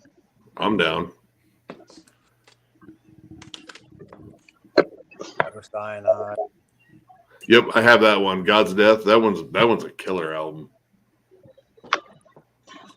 Yeah. Yeah, it's fucking cool, man. Seeing these fucking bands and shit. Some of them. On. Yeah. There's that band I was talking about earlier. Oh, I found it. God damn it. Band called Crucifixion from Houston. Huh. That's a death metal band. That's all they have is 2 albums, man. Shit, they reissued it, man. There's another album by them. Oh, I think we lost Ben again. Yeah. Oh, yeah. Oh, Karnak Agron. I have that one. Angren. Oh, yeah. No, I'll find it. Look, they played here in Houston, too, man. It's all signatures. Yeah, that is an interesting band. Hell yeah. It's like Booger and shit, man. And Cradle and shit, man. They like their fairy tales, like, all the nursery rhymes they kind of incorporate into their themes. I think that is kind of cool. So much, like I was saying, so much shit out there, man. Yeah. Well, believe me, I know. I've been trying my best to get as much. Is it? I can't make out what that is. Cognitive? Crucifixion? Oh, okay. He was the guy from Houston, but that's all they did is 2 albums and shit, man. Fucking saying, I mean, fuck, it's hard to keep up with shit, man. Yeah, I mean, I generally kind of look ahead and see what's being released, and see what all's coming out. And I mean, inevitably, you're gonna miss stuff. True. Oh, okay, I'm gonna shut up and let y'all talk, man. We got to figure out, get Ben back in here. He might be having internet trouble. I mean, it's already getting late too, and I'm getting a little tired. Yeah. But I want to get Ben in here before I jump off. Yeah, we gotta get him in here. It's fucking holidays. Yep. All right. Damn, everyone's dropping off. Yeah, dude. Yeah, we're getting in there. Had a long day, man. I mean, it was a fun long day, but it was a long day. My nephews wear me out. Oh yeah. I got a great niece and shit, man. Oh, my niece is absolutely adorable. She's a princess and a tyrant at the same time, and she's adorable. And then both of the boys, they like to horse around. Luckily, the oldest one was tired. I was like, oh sweet, all right, I don't have to deal with that one because he's a. It's like you're almost my size now. But no, it was a good day.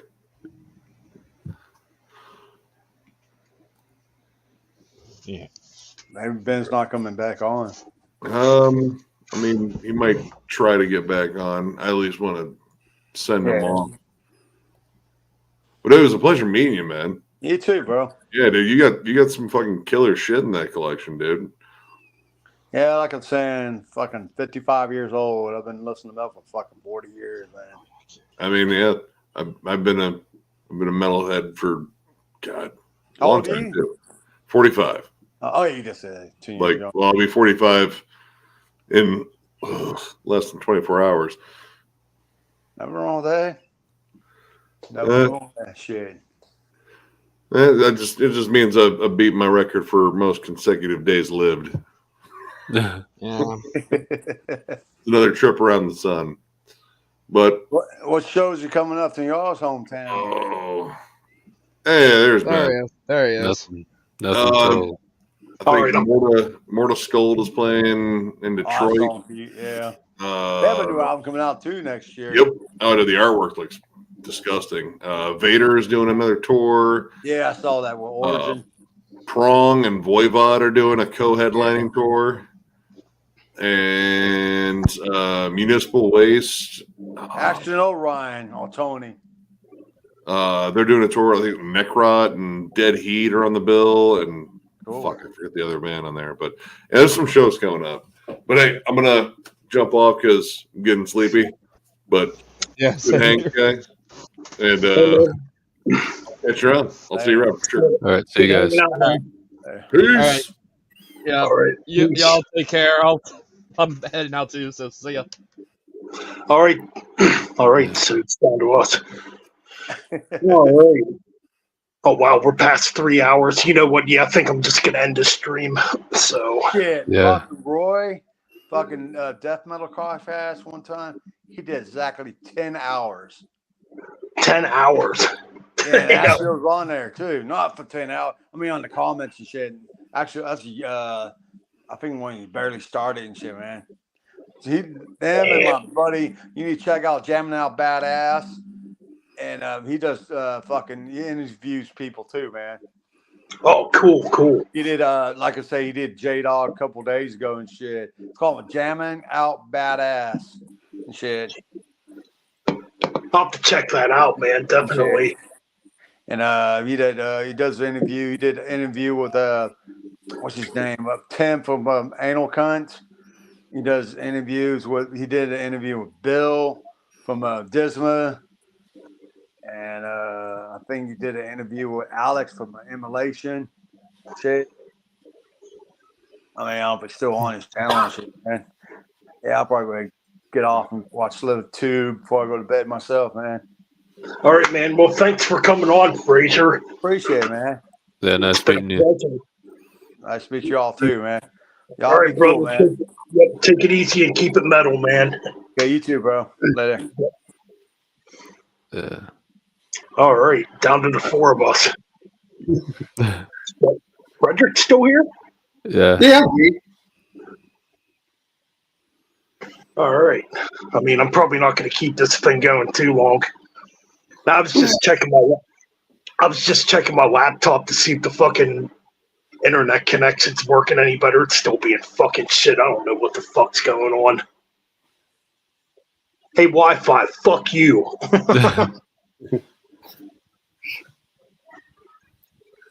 Yeah, but Yes, I'm up to 737 on YouTube now.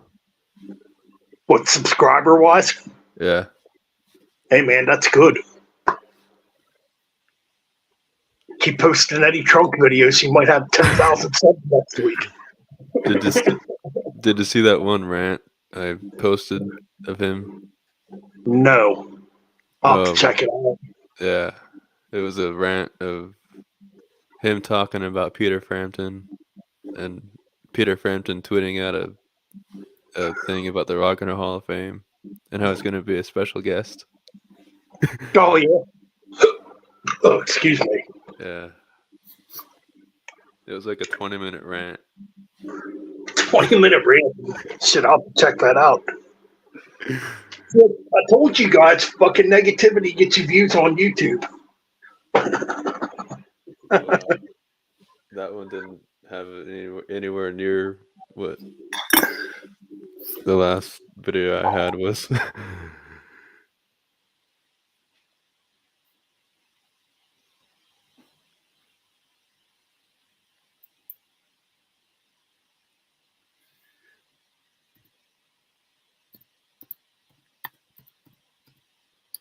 So how's your day been, Frederick? Oh, not too bad. Just been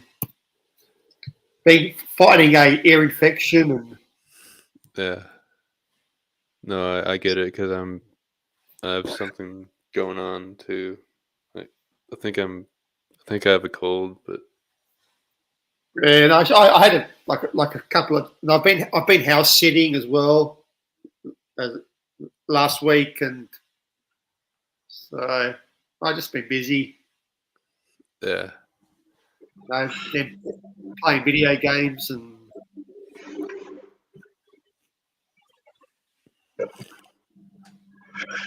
Yeah, man, I don't know what's going on. A lot of people have been getting sick lately. I've noticed.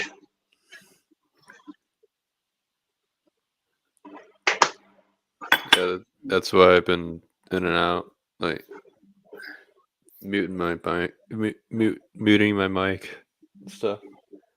Right. Yeah, man. Yeah, something's definitely going on. But yeah, that's pretty cool. 40,000 views. That's pretty fucking awesome. Well, it's up to 42,016 right now. Damn.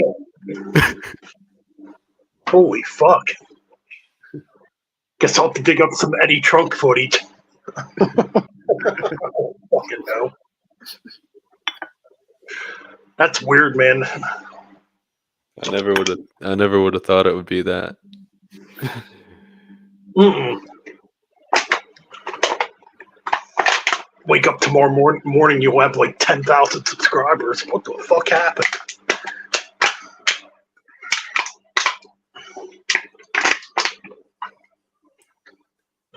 Yeah, let me see. It's got 1,000 likes and 223 comments. 1,000 likes. Jesus Christ. That's almost like big time YouTube there. Yeah. I could only dream to get 1,000 likes on a video.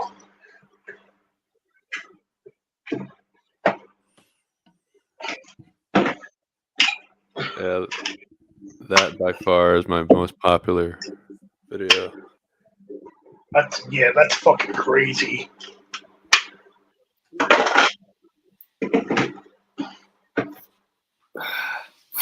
It's definitely not easy to get views on YouTube. I mean, you can type in all the tags you want, but like YouTube don't push the videos out. But I don't know, man. Apparently, you definitely struck gold on this one. It's like the full concert. Damn. I edited out some parts because, yeah.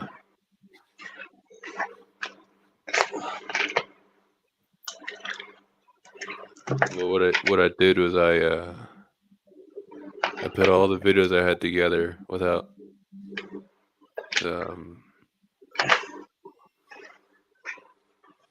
like editing it, if you know what I mean.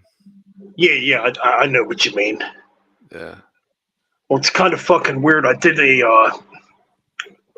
this way back in 2000. In fact, I'm going to start working on part 2 come January.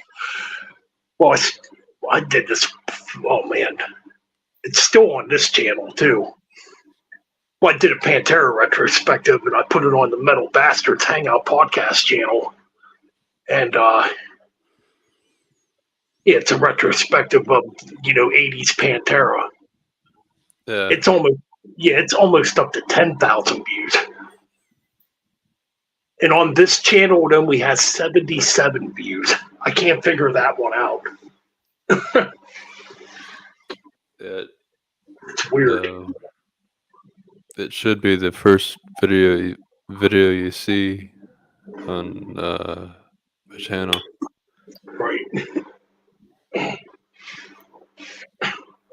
Should come next spring. We'll see Wyatt driving around a big fucking Camaro or some shit. Yeah, man, I got 200,000 subscribers on YouTube now. Fuck you guys. I'm not that mean. I mean, I'm mean, but not that mean. Like I won't treat you any different than 738 subs now. That's good. Yeah.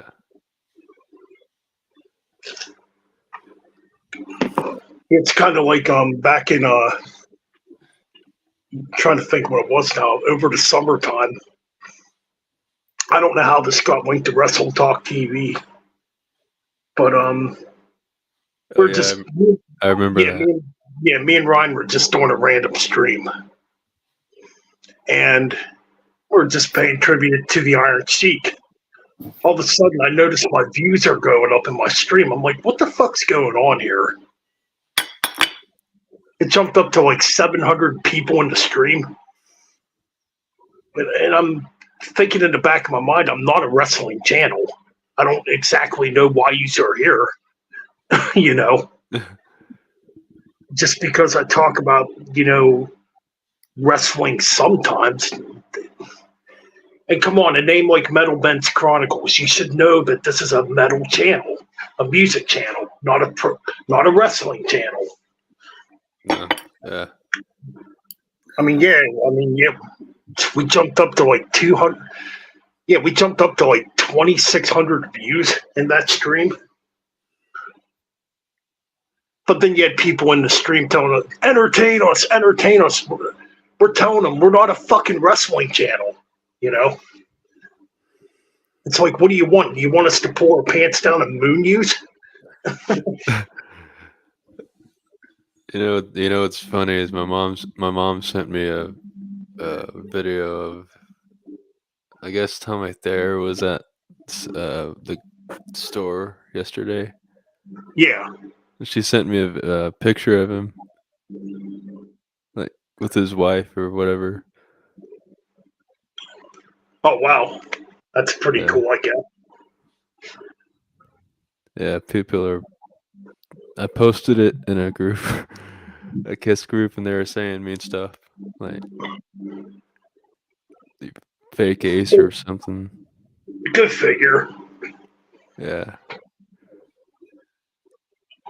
Dude, I can't stand at these Facebook group rooms anymore. That's why I fucking pretty much got rid of it. Well, I'm pretty sure it's still up. Because once you start a group, you can't delete it. Which I think is stupid. Yeah.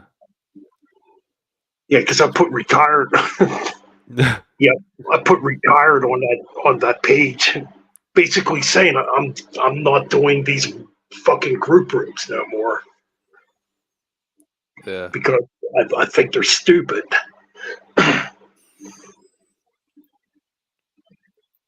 Speaking of Kiss, Ace Frehley was there on Monday. Oh, was he? Yeah. Shit. Plastered. But Oh, Ace is still hitting on the bottle. yeah. Man. Yeah, Yeah, he did I'd probably be hitting on the bottle too. That deal with Gene and Paul. Jesus Christ. But That's like dealing with a therapist. you know, it's funny is he said the Avatar stuff is just shit. Oh, I agree. This shit, I'm totally against it. Yeah. I mean, I don't see nothing good I don't see nothing good coming out of it. You know. No. He played Rip It Out, Parasite, and something else. I mean, yeah. When it comes to Kiss, my favorite guitar player is always going to be Ace Frehley. Let me see what he played. Rip It Out. That's a kick-ass song, man. But it was like a slower version because he was drunk. Yeah, I thought Ace quit drinking. Or I thought he got. I did too, but I guess he didn't.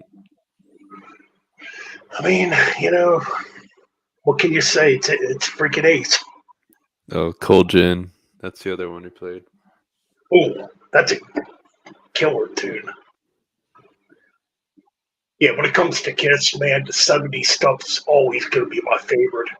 In fact, I thought about actually doing a Kiss ranking, but I'm only doing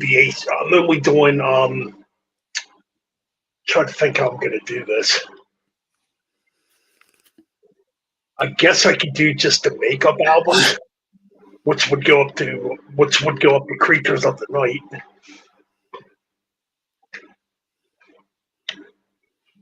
Yeah, I don't want to rank the other albums after that. Even though I do like Lick It Up. Lick It Up's probably Lick It Up would be my non-favorite makeup Kiss album. I would go up to like maybe Animalize or Asylum. You know what? I'll go to Asylum. Because Hot in the Shades, what a piece of shit. It's Crazy Night. It's horrible. Crazy Night, dog shit. That's why John Bon Jovi's bastard son came into the studio and recorded that. It's so goddamn bad. Clone Jovi. Now Revenge is a decent album. I do still like Revenge. And then Carnival of Souls, that's a it's an okay album. I'll give it that. It's all right, but you can definitely tell the album was not finished. Well, you know the story of the cover, the album cover. It was actually supposed to be a promo picture. You know what? I do think I heard that somewhere because there was actually another album cover for that. In fact, Gene Simmons showed it in one of Kiss's video, or I think it was a Kiss Exposed. He actually showed the original album cover for Carnival of Souls. Yeah. All right, And see you, he's like, Kyle. yeah. And he's like, yeah, the next record's going to be darker and heavier. Yeah, I kind of remember all that. Which to me, Kiss don't really work as a dark band. Well, unless Gene is, well, you know what I mean. Unless Gene is going with the heavier song. That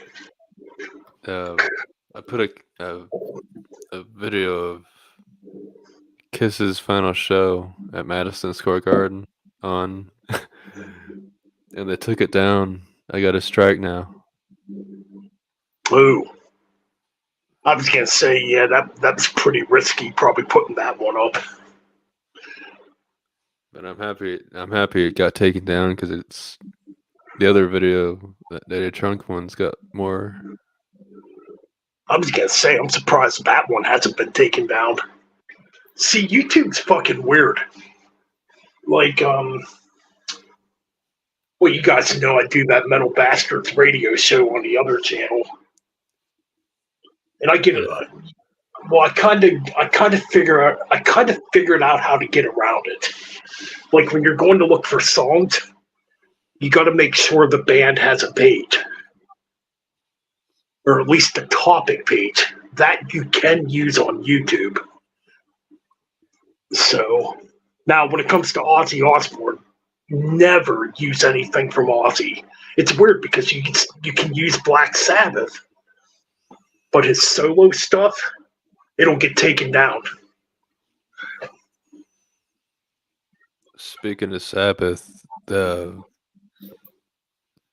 you know a band called Rival Sons? Yeah, I've heard that name before. Well, their singer Jay Buchanan, that guy can do Ozzy to the T. Like when I heard Sabbath, Bloody Sabbath, the first song they played on Monday, it was unbelievable. I'll have to check that out. Well, Like I've heard the name before, but I'm not like really familiar, with the music they do. Well, it's more like Zeppelin-y, like Rush, early Rush era. Okay. Yeah. I'll have to check that out. But no, man, I kind of lost my train of thought here. We're talking about the fuck were we talking about before that? Oh, Ozzy and the music and Yeah. I wouldn't recommend playing anything from Ozzy's solo catalog. And the reason why I say this, like I did a couple years ago, I did a 40th anniversary review for Blizzard of Oz, right? yeah. I was so fucking mad. I had a whole different intro made up of that. So what I had to do, oh man, it was a pain in the ass to do it too. I had to take the intro out, redo the whole damn thing, and just add my intro into it. It's like, man, that kind of looks dumb though. Yeah. But yeah, I had a really cool. I don't have it saved no more. I wish I still had it saved. Now I probably could have put it on BitChute, but half the time I forget fucking BitChute exists. Yeah, I do too. Actually, I don't even know if it does exist anymore. Well, the app doesn't. It's just a website. At least the last time I checked. Yeah, and that's pretty pointless because a majority of people still come to YouTube if they want to watch stuff. It's like even though we're on Rumble, a lot of people don't go to Rumble like you think. Yeah. Because I did start a channel on Rumble, and I got to be honest, I have not been back on that channel in almost probably a year. I got on it when it first started, I think, and then that was probably 2 or 3 years ago, wasn't it? Yeah. Or Probably more. been about 3 years. Oh shit! Take care, Kyle. I mean, I'm sorry. I'm just looking at the comments here. Yeah. Oh shit! Good night, Karen. I'm sorry. I'm on my phone, so I'm. This is really fucking weird. Oh, Frederick left too. Shit. Take care, Frederick. Despite technical difficulties, I think the stream's been okay. It's just really weird it's really weird doing this on a phone. Yeah. Because I was trying to hook my Bluetooth, I was trying to connect my phone and Bluetooth together. I thought maybe it would work like my tablet does, but it don't. It's weird. Yeah. So pretty much right now, all I'm hearing is, just basically normal phone volume, if I'm making sense. Yeah. You are. Yeah. Oh, Josh is still there? No, Josh is gone. Oh, you are still here, Frederick. Yeah, I'm still here. I just said goodnight. I don't see it. It's very hard to read on the stupid phone. Okay, yeah, there's Frederick's name. All right.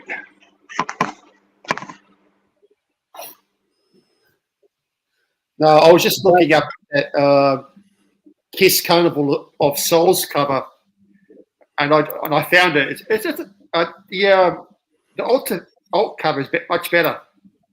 Oh yeah, man, it definitely looks better. Yeah, like before the reunion, that album was actually supposed to come out, I believe, in 94. I think it's actually. Yeah, it's either like late 94 or early 95. Yeah, because it's got that horror theme to it. You know that got Boris Karloff on the cover, and yeah, it's a really cool cover. I mean, yeah, I don't know why they didn't use it. I should have used it. It's better than that shitty band shot. I mean, it's fucking Kiss too. I mean, what more do you expect out of Gene and Paul? Yeah, all right, we're gonna put this out, and we're gonna shaft you. They won't tell you they're gonna fuck you in the ass, but literally, Kiss fucks you in the ass. It's like when it comes to Kiss, what you got to do is buy a tube of Vaseline, buy some KY jelly, and be like, wow. Be like, wow. And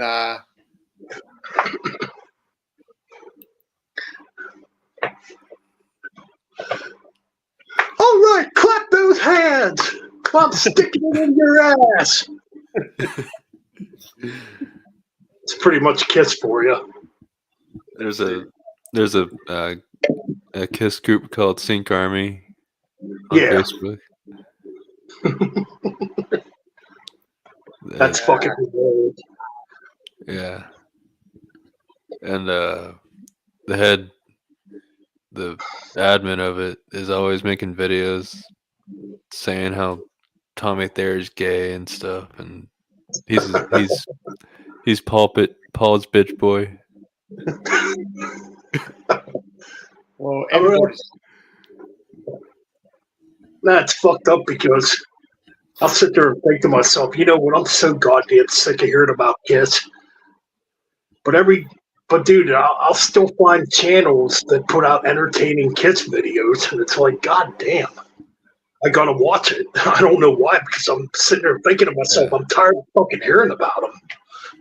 Like I've posted in that group and said that Eric Singer looks like he's eating too much cheeseburgers.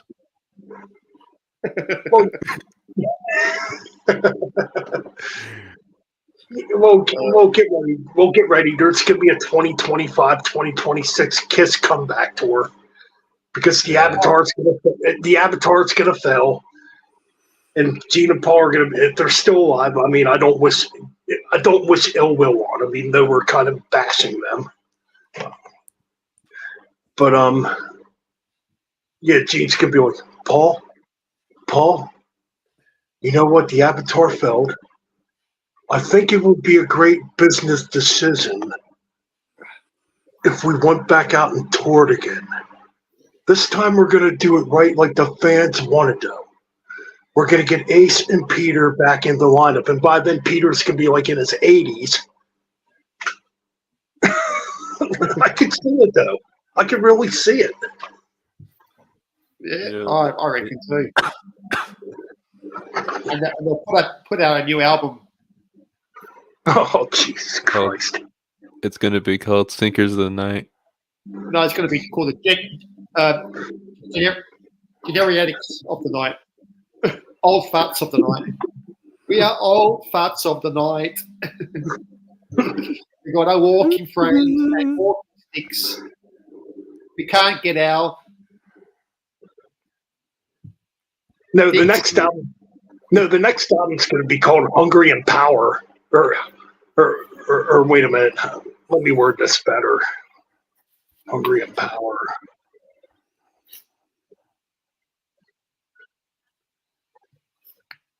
Or no, the next album's going to be called "The Mighty Kiss." It's going to be something dumb. "The Mighty Kiss," because Kiss never goes away, or some dumb shit. It's going to be called Old Witches. So yeah, they're gonna do like they did back in 1998 and con you into thinking that there's gonna be a reunion album, and they're gonna have session players play on the whole fucking album because none of them are gonna be able to do it anymore. But the only difference is Paul and Gene won't even play on it. No, it'll be total AI.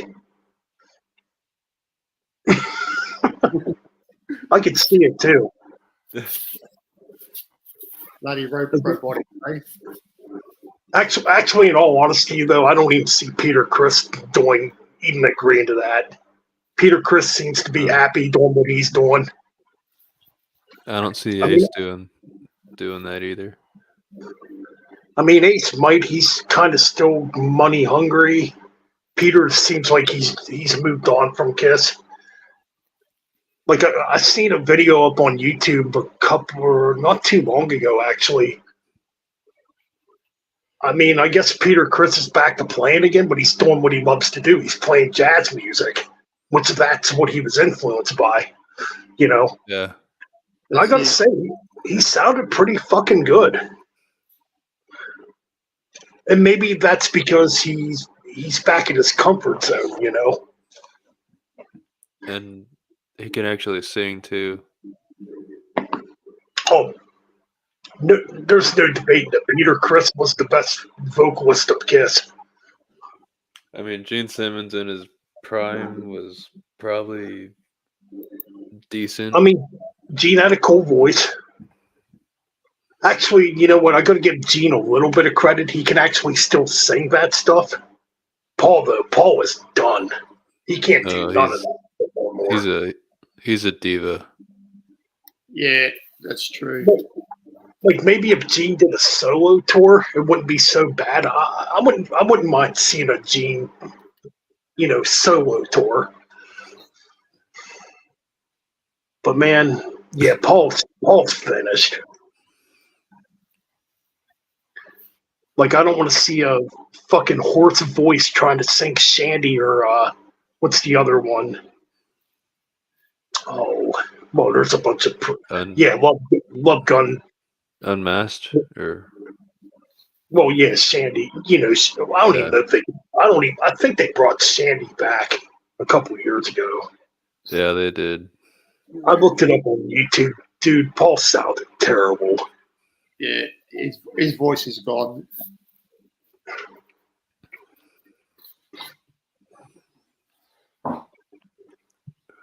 Well, I mean, Gene never done nothing that really strained his vocals, I guess.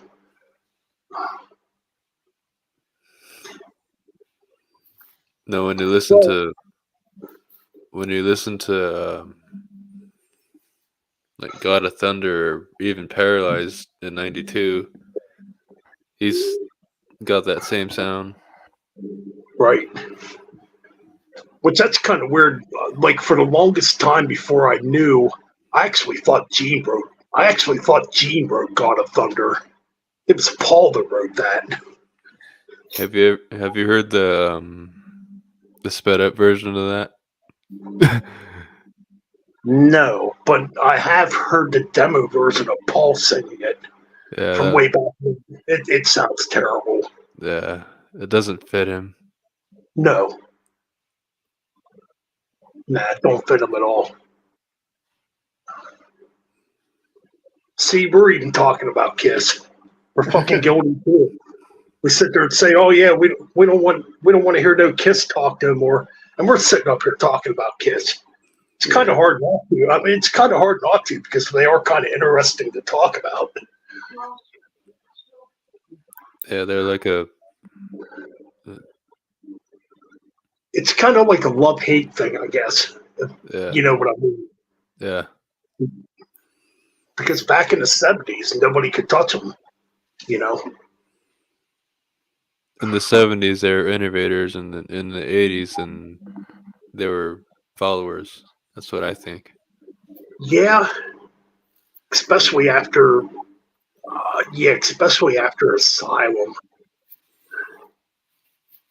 Yeah, it's like when they put out Crazy Night, it's like, oh boy.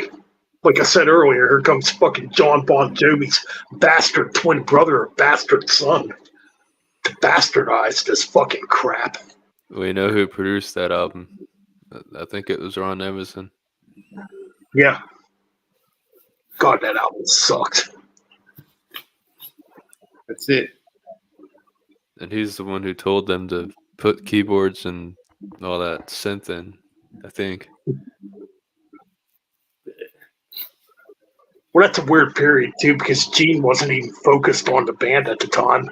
No, he was focused on movies. Yep. And he actually cut his hair because he was wearing a wig back then.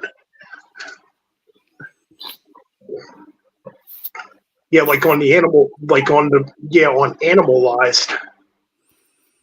Yeah, he had a wig on. His hair was cut short. Hmm.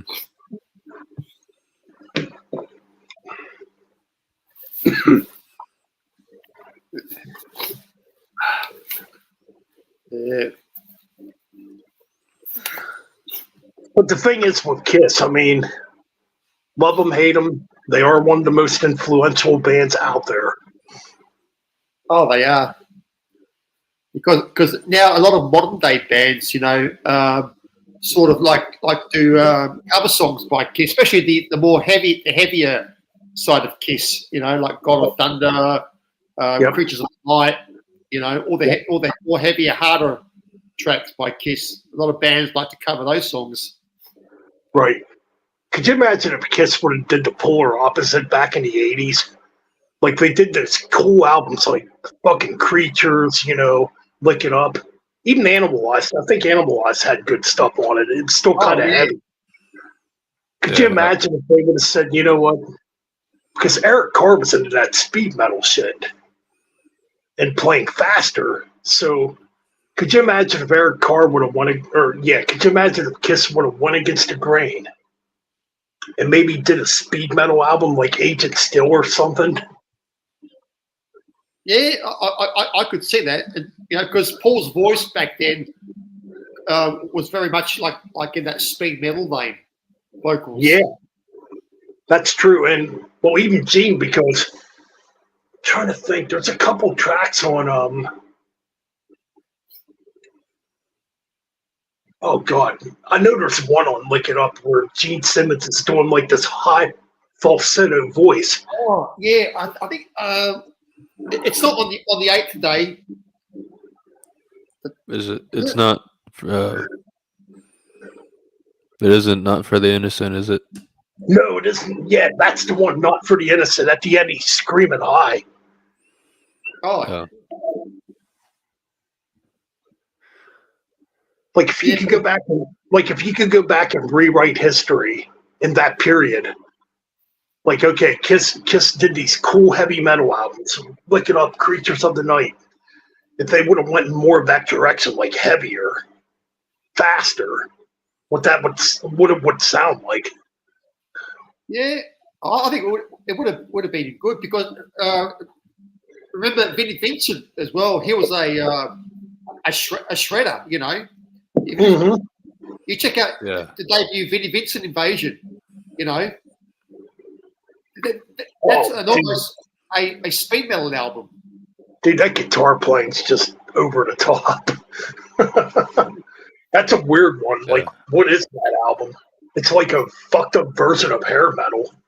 It's hair metal, but it's speed metal as well. It's definitely fast. It's fast, yeah. It's You know. it's hair speed. And then metal. the second album was a bit more mellower.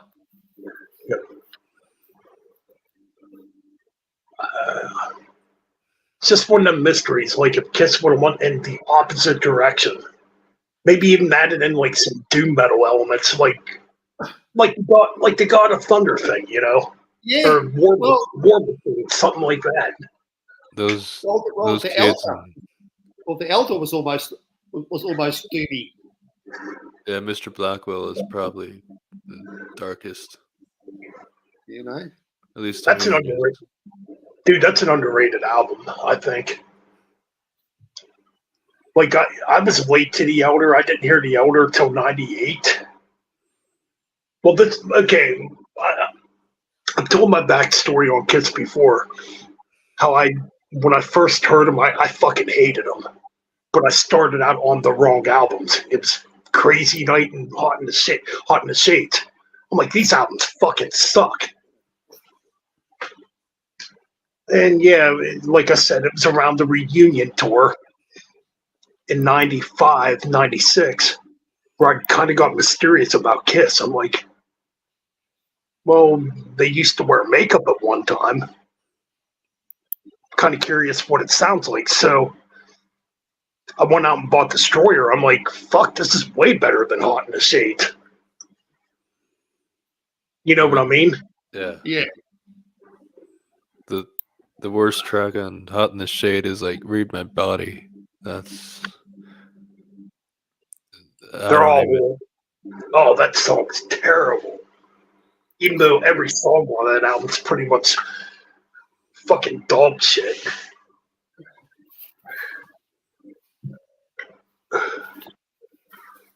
All right. But man, Kiss making a speed metal album, or I wouldn't say thrash metal. I couldn't see Kiss making a thrash album. Nah.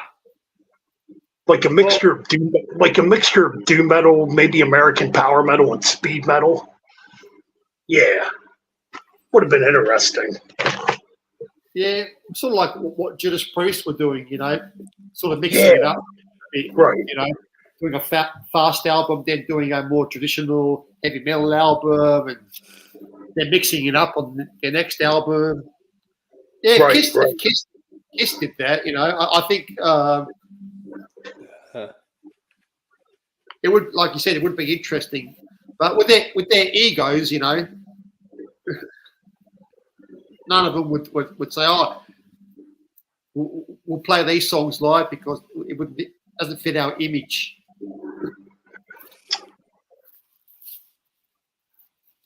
Yeah, pretty much. Yeah, and Paul couldn't. If they did a speed metal album back in the '80s, Paul would manage to sing those songs anyway. Now, Oh hell no! There's no way he could. Yeah, I mean, he got a little bit of taste of speed metal on like tracks like Under the Gun. Then I've had enough. Into the Fire. That's Oh yeah, that's a killer. That's a kick-ass song. So you got glimpses of it, even on Lick It Up with like Exciter and that goofy song. Give me more. Dumbass song. It's pretty fast though. yeah. Yeah, because I think that was Vinny's influence. I think Kiss held Vinny back a bit because Yep. he wanted. I think Vinny wanted to make Kiss even heavier, but Paul and Gene held him back. Well, So this- Paul and Gene didn't want all those crazy guitar solos. No, because it wasn't Kiss, Yeah. In fact, Paul got mad at Vinnie Vincent for the. Oh, yeah, he played like a 20-minute guitar solo somewhere back in 1983. Oh yeah, I remember seeing that on YouTube. He was pissed off because Vinny was shredding and Paul was going, "Oh, this is not what Kiss is all about. We're not a shred metal band. We're a heavy metal hard rock band." What's funny is I don't know why Paul got mad at Vinny, but they got another really fast player. Yeah, Bruce Kulick. Yeah. Yeah, another shredder. Yeah. He lives here in Las Vegas. I know his brother, Bob. Yeah. Bob He died not long ago. But yeah, he was a guitarist for Meatloaf for a while. in fact, he played on I think Rocket Ride. Yeah, he played on a couple of Kiss albums as well. Yeah. Yeah. I think he played on Creatures of the Night. Actually, the guitar player you're thinking of is Mark St. John. That was only in Kiss for maybe 5 months, 6 months. Oh yeah. He did the Animalize album, but then he went on. He did his White Tiger. He did a band called White Tiger. Yeah, apparently his fucking hand blew up and he couldn't play guitar no more. Who knows? Because Kiss is definitely notorious for lying too. Oh yeah. Yeah. Gene Simmons could be sitting here watching this stream now. You know what? I got to take that Metal Bench Chronicles to court right now. He's exposing way too much. If you want the news, we've got the news. This is the news. Yeah, man, that'd be interesting to hear Dr. Ralph Vieira. That'd be interesting to hear his opinions on it. Kiss. It's all right, people. Kiss would have moved on as maybe a speed metal band or something after, Animalized. Instead of going in that fucking Bon Jovi pop metal direction. I'm sure he could do Paul's voice.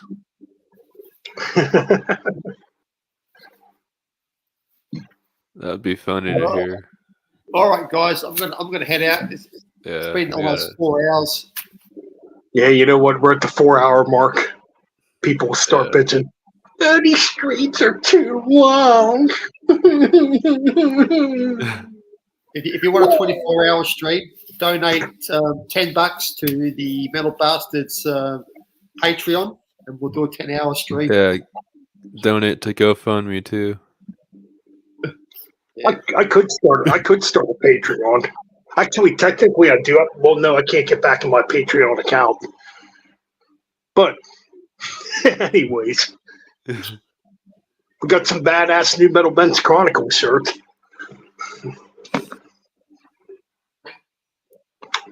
I would buy you a shirt, Frederick, but it's going to cost me you know what? Maybe I will buy you a shirt. Even though it's going to cost me a motherfucking fortune to send that to Australia. Oh, fuck. No, don't worry about it. Wait, well, if one day you do, I'm an XL, extra large. Okay. That's going to be like probably $100. Well, I was supposed to. I tell you, I was supposed to send a VCLT to Rick, but I've just been having a bit of problems at the moment, Yeah, I understand. Sending it, and like with the postage rates, I'm trying to find a cheaper way of sending it.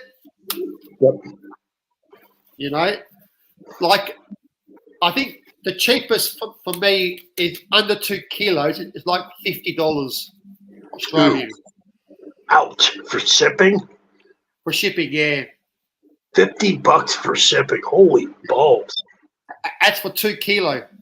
But over 2 kilo, like if it's 4 kilo, it's $100 and something. God damn.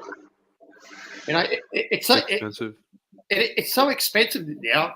I can't believe it. And if I was It's going horrible. to ship, you know, Right. I can't send it by ship to America. It has to be airmail. It's like, goddamn, man. It's like, goddamn, if you want to do that, you definitely need that KY jelly and that tube of Vaseline. You know, because the bloody the postal service now. Because nobody sends letters. Because nobody sends letters anymore. You know, it's all parcels and you know. That's very true. You got a good point there. Absolutely, man. And so the postal office has to make their profit. So that's why they put the prices up on the parcel post. Right. I think we should just all fucking rebel against the system and be like, fuck you, we ain't paying for nothing. But then again, we'd look like a bunch of lazy thugs. So, oh shit, I probably just said something that would get me kicked off YouTube. Well, I could send it by drone, but I don't think the signal would go that far.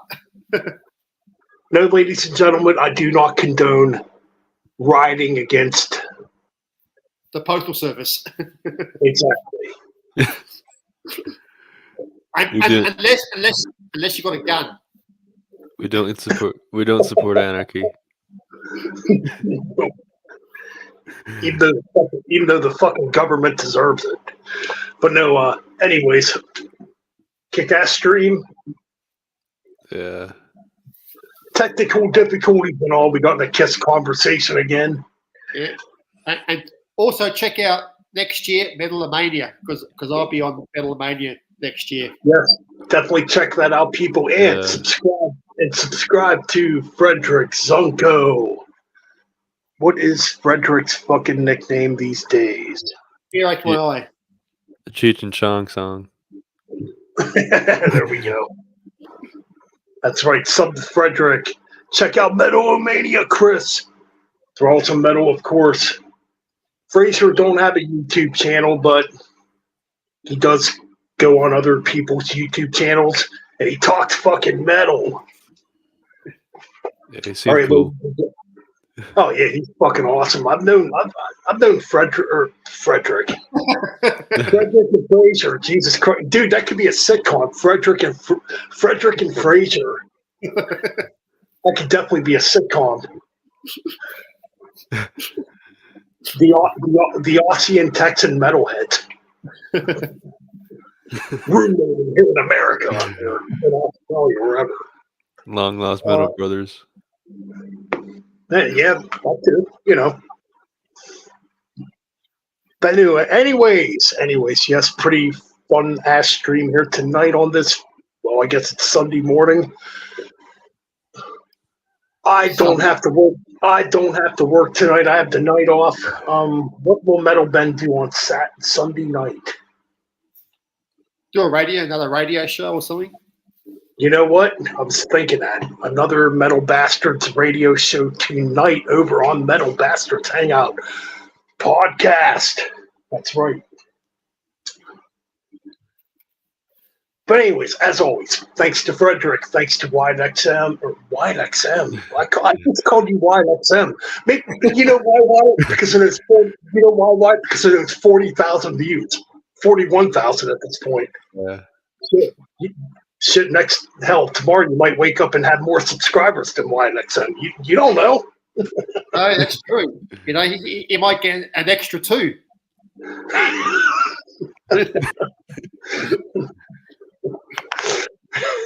Anyway, shout out to Nick for Ultimate Metal Kick-Ass, list for part 2, I guess. Yeah, part 2 of his list. Thanks to everybody that joined into the stream tonight. Yeah, thank you to everybody. Yeah. Ryan, I'm just trying to. Josh Dominus, check out fucking Morticide too, you fucking posers. And